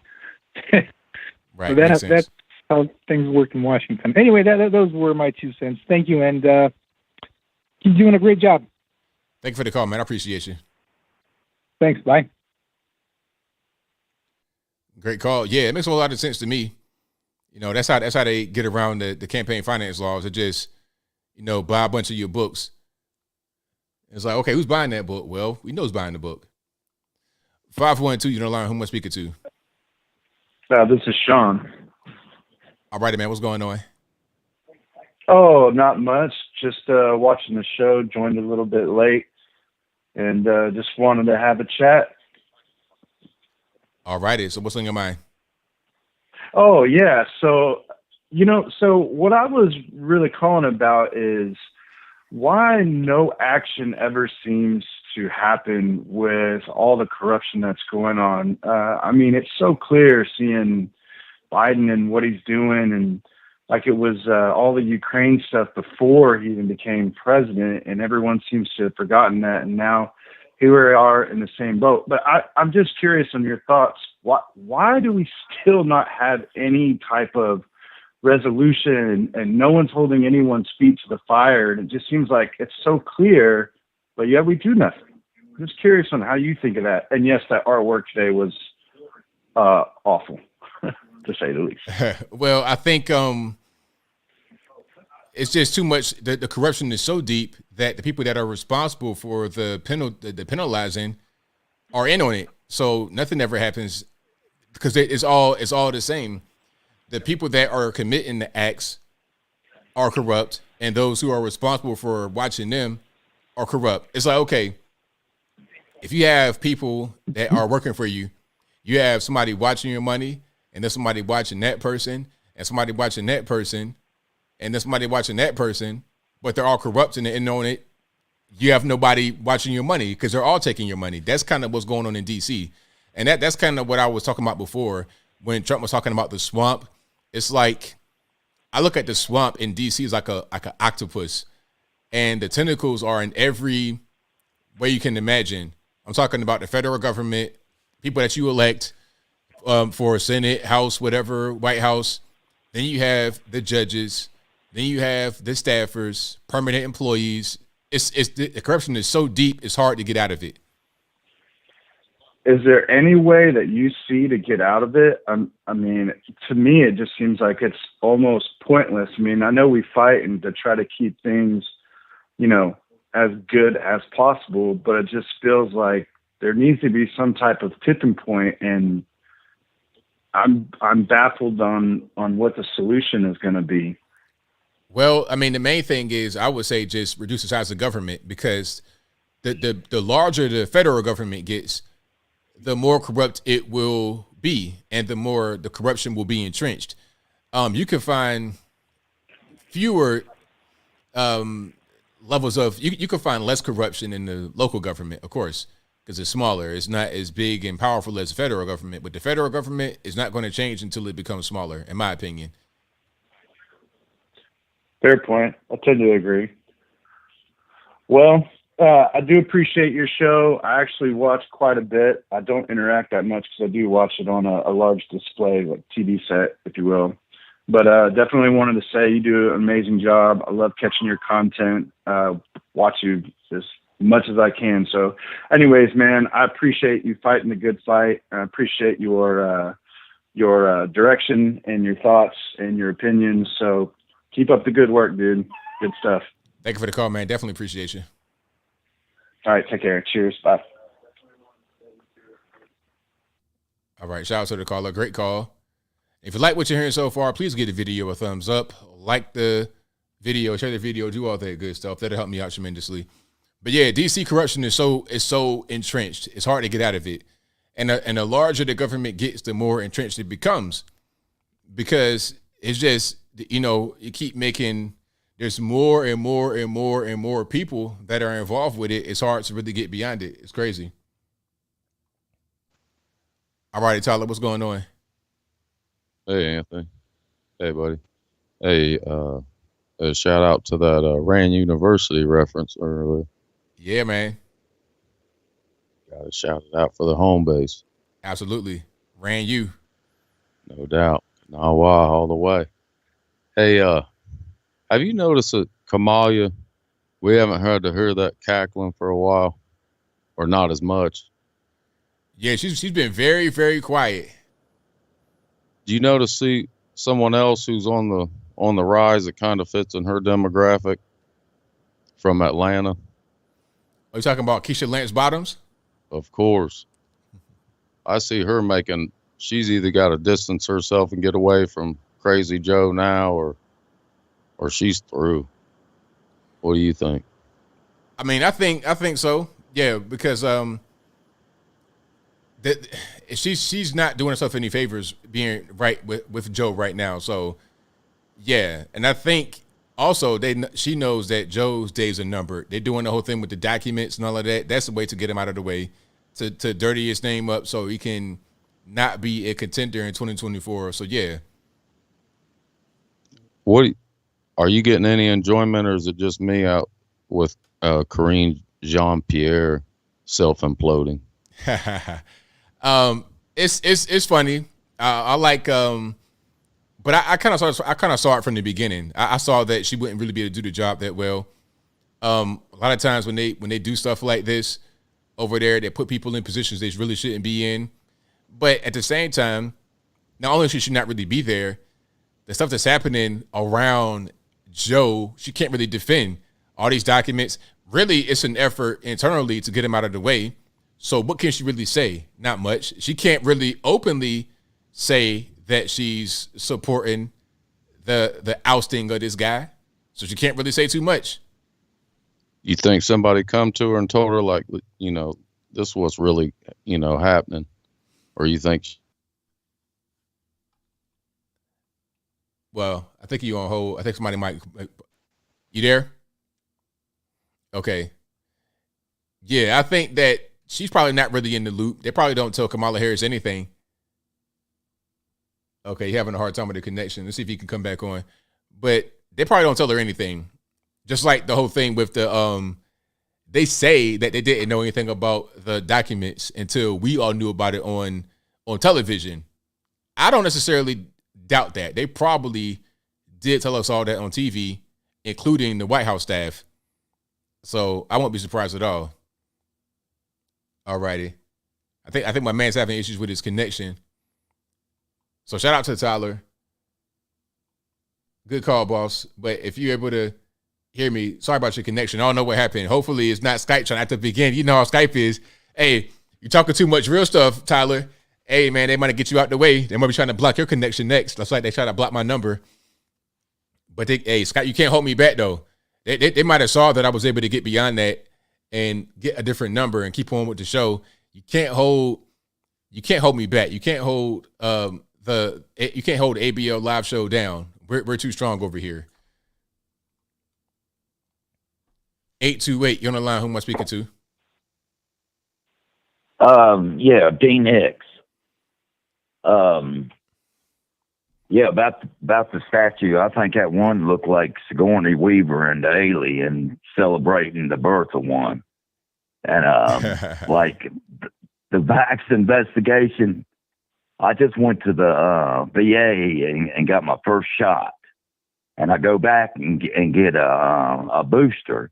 But my point is I got a Vax card now, so that means I can take and go and spread this stuff all over the world if I wanted to. Right on. And then, yeah, and then the Biden documents. You know, all of them's probably got documents laying around. But I'll guarantee you that if Hunter run across them things, all he could think about was how much he could get for them. And the BLM cousins, I think they just need to start at the top and just start arresting everybody. Anyway, that's what I wanted to say. I mean, comment on that if you want. Well, thank you for your call, man. Definitely appreciate you. Okay, thank you. Yeah, man. The whole thing about BLM, they're not going to arrest anybody for that. I think BLM, they have a role to play in all this political madness. I've said it before. They're like the enforcement arm of the Democratic Party, just like the other group with the funny hoods and whatnot. They were the Democratic Party's enforcement arm. When they need civil unrest and whatnot, they call on BLM. It's like, hey, man, call on your people, man. Call on these crackhead white guys and, the Pookies and Ray Rays in the hood. Call them out there to destroy a black neighborhood, all in the name of blackness, pro-black, blackity, black, black. Let's burn a black neighborhood down to the ground to cause civil unrest and to make them get on our side. The dumbest thing in the world. Let's burn a black neighborhood down and have those people that let's burn a black neighborhood down as a sacrifice. That's going to be a thing to get a lot of the blacks and whites and all kind of colors on our side to vote for us. All the leftists to vote for us because we burn a black neighborhood down because somebody was on drugs and died, just like a bunch of people. Like, dying from drugs is not uncommon in America, unfortunately. 100,000 people died from fentanyl last year. The leading cause of death for all Americans aged 18 to 49 is opiate derivatives, mostly fentanyl. Leading cause of death, 100,000 people dead in 1 year. 100,000 people dead. And one person dies the same way as is the leading cause of death. And you could put it on the police somehow, and then that becomes some kind of rallying cry to raise $10 billion and affect an election. The dumbest thing in the world. I mean, you can't make it up if you try it, but it is what it is. And you know what? The funny thing about Black Lives Matter, I go to Atlanta a lot, and I'm going to the Beltline. Y'all know about the Beltline if you're living out there. A lot of breweries and whatnot, a lot of white liberal stuff. It's a cool spot though. The Beltline's cool. I'm not trying to hate on it. It's a cool spot, but what I'm trying to say is there's a lot of white liberals out there, and you'll see some of these Beltline businesses. They'll have Black Lives Matter right there in the window, but if you roll up in there looking kind of scary, a little bit too big and black, oh, they clutching their purse. Like I walk past one of these stores, I look inside, it's a bunch of white liberals. They kind of congregate, and when I walk by, they stop. But right in the window, it says Black Lives Matter. I was like, word, is that what's going on? I don't face this kind of problems when I go to places that's not like a white liberal place, okay? I go to West Virginia, and I stop in random towns, you know, close to the hollers and whatnot, and it's all good. It's all love. I don't face these kind of problems. But when I go to so-called Progressiveville, USA, I get problems. Black Lives Matter, but not you, though. Don't come in here, though, but Black Lives Matter. So when they celebrate a black neighborhood being burned down, it's no surprise. They don't like you anyway, but they want to be virtuous. It's so weird. It's so weird. It goes back to the whole art culture thing I was talking about earlier. The pretentious art culture is the same kind of way these people are pretentious about being pro-blackity black. It's weird, you know. I'm not, you know, I'm a nice guy, but I'm just real big and I'm dark skinned. Like I'm 6'2", 6'3". I'm like 220 pounds right now. I'm just a big guy. So when I run up on you, you might be kind of scared if you are like that. You know, you're not really used to me. Black folks the same way, you know, the pro-black, blackity black. When I roll up on them, they kind of like, it's like, sir, I'm just walking past you. I'm trying to, you know what I'm saying? I'm trying to go to Chipotle, get a little chicken bowl. I'm not really worried about you, but they got a virtue signal to make themselves feel better because they don't really like to be around guys that are like me. They want to be around people that are like them. It's a cultural thing. And it is what it is. But I just see through all of it. I just see through all of it. JK, you're not alone, though, comparing BLM to the other group. You're not alone. It's the same thing. They did not recognize me in there. I promise they didn't. If they recognized me, it was not for a good reason. Okay, this little store I walked by, I don't know what they were selling in there. They might have been selling charcuterie boards or something. I enjoy a good charcuterie board. Give me some of them black olives or some of that provolone cheese and the Gouda and all of that. Yeah, I like the fancy highfalutin stuff too. But they're not used to seeing people that's like me though. They're used to seeing the LGBT guys walking around with a little toy dog and, you know what I'm saying, a dress on. They like the Billy Porter type people. They like the guys that look like they, you know what I'm saying, the guys that the guys that wear 6-inch heels for a living. They like those kind of guys, not me. All right. But it is what it is. I ain't tripping. That's why I just do my own thing. I don't listen to what they try to say on television. And that's just what that is. Okay, that's a wrap for the calls. You guys have been great tonight. I'm glad Skype worked. That was good. Let's see how long that lasts. And if it doesn't want to work properly, first of all, blame the white man, not me. But second of all, I have the backup of the Google Voice, which works perfectly. I think I may switch to the Google Voice number permanently once my subscription is over to the Skype, because it's free to use Google Voice and it's not free to use the Skype. And since just on a general principle, since they denied me access to my number after I hadn't paid for it, there was no email notification. There was no, we'll give you a refund or prorated amount. It's not even a lot of money. It's like $20 for 3 months. That's not even the point. The point is the principle behind it. That's the principle behind it. Why was I censored? Why was my account restricted? I don't like that. And I don't want it to happen again in the future where there's something important going on or I'm on a call. I can't have that kind of stuff happen. We don't got time for that. We don't have time. No, we sure do not. All right. But I have super chats right here. Then I put the bow on the top. And before I get to super chat, thank y'all for being here. You guys are the best audience anywhere on these internets. I appreciate y'all. I'll be back again live on Wednesday of this coming week. And of course, I'm live all throughout the week on Monday through Saturday. I'm off tomorrow, but I'll be back live on Wednesday and back pre-recorded on Monday.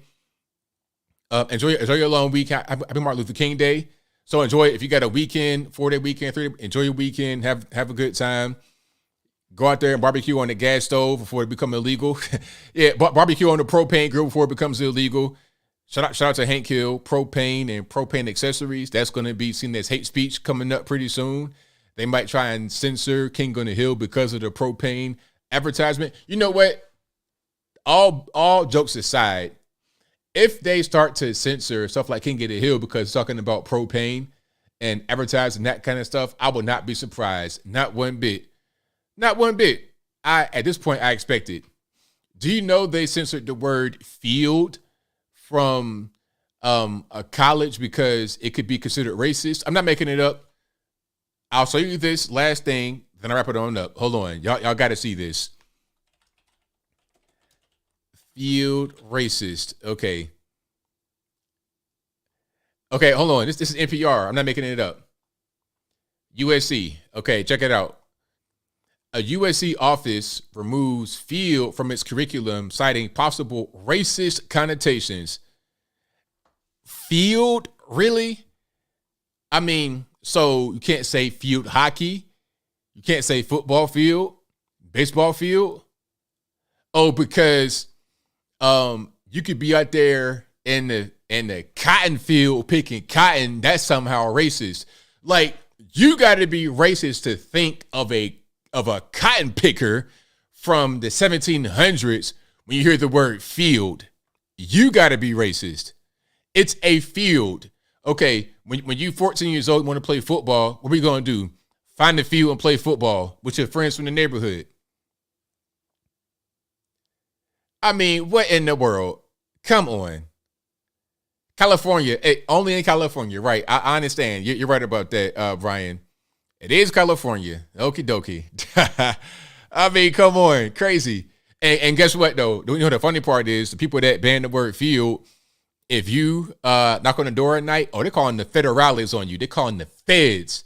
They're calling Peter Strzok like, yo, come get this cotton picker off my front door. But anyway, I digress.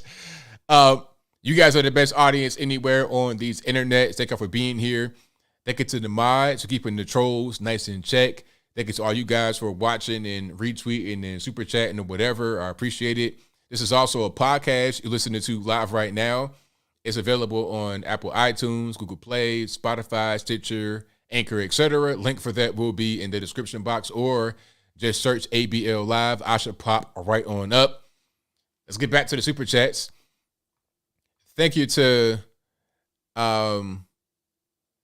Wojtek, who says, I hear a lot of CPD got their vax papers.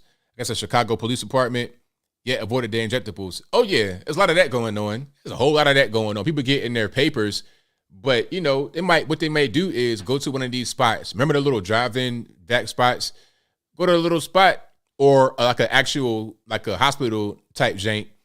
Just go there and don't get the shot. Like, tell the nurse, like, yo, check it out. I'll give you $100 right now if you squirt that vax on the ground and tell them I got the vax. Squirt it on the ground. I ain't gonna tell nobody. Between us, all of the secret. You got to keep it, though. Here go $100 cash. Take that. Matter of fact, I'll give you Cash App. Whatever you, not cash, you can trace the Cash App. They want to report it to the IRS. $100 cash. Don't tell nobody. Squirt the vax on the ground. I ain't gonna take it, but give me the paper and we good. A lot of that was going on. Oh yeah. Just like a lot of that PPP was fraud. Straight fraud. But anyway, I digress. You guys are great. That's a wrap for me. And until next time, y'all be safe. I'm out. And peace.